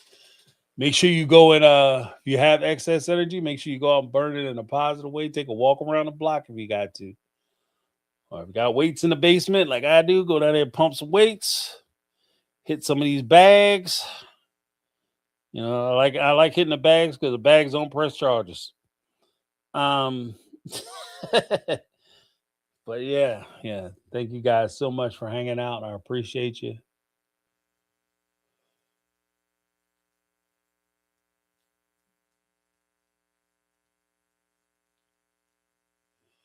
Okay. TLC's got some fighters in the family. My sister beat cancer, and my other sister beat cancer twice, and my mom beat cancer, and my niece beat cancer. So I'm hopeful. Okay. Trying to keep the record going. Family of fighters. Love it. Yeah, but thank you guys. Have a fantastic evening. Don't let this craziness, don't let the Brown family upset your apple cart and their foolishness impact your life too much. Because, like I said, with some of it, you just don't know what's true, what's not true. All right. But thank you guys so much for hanging out. That's my take. I'm James, and this has been my take on reality. And I'm out.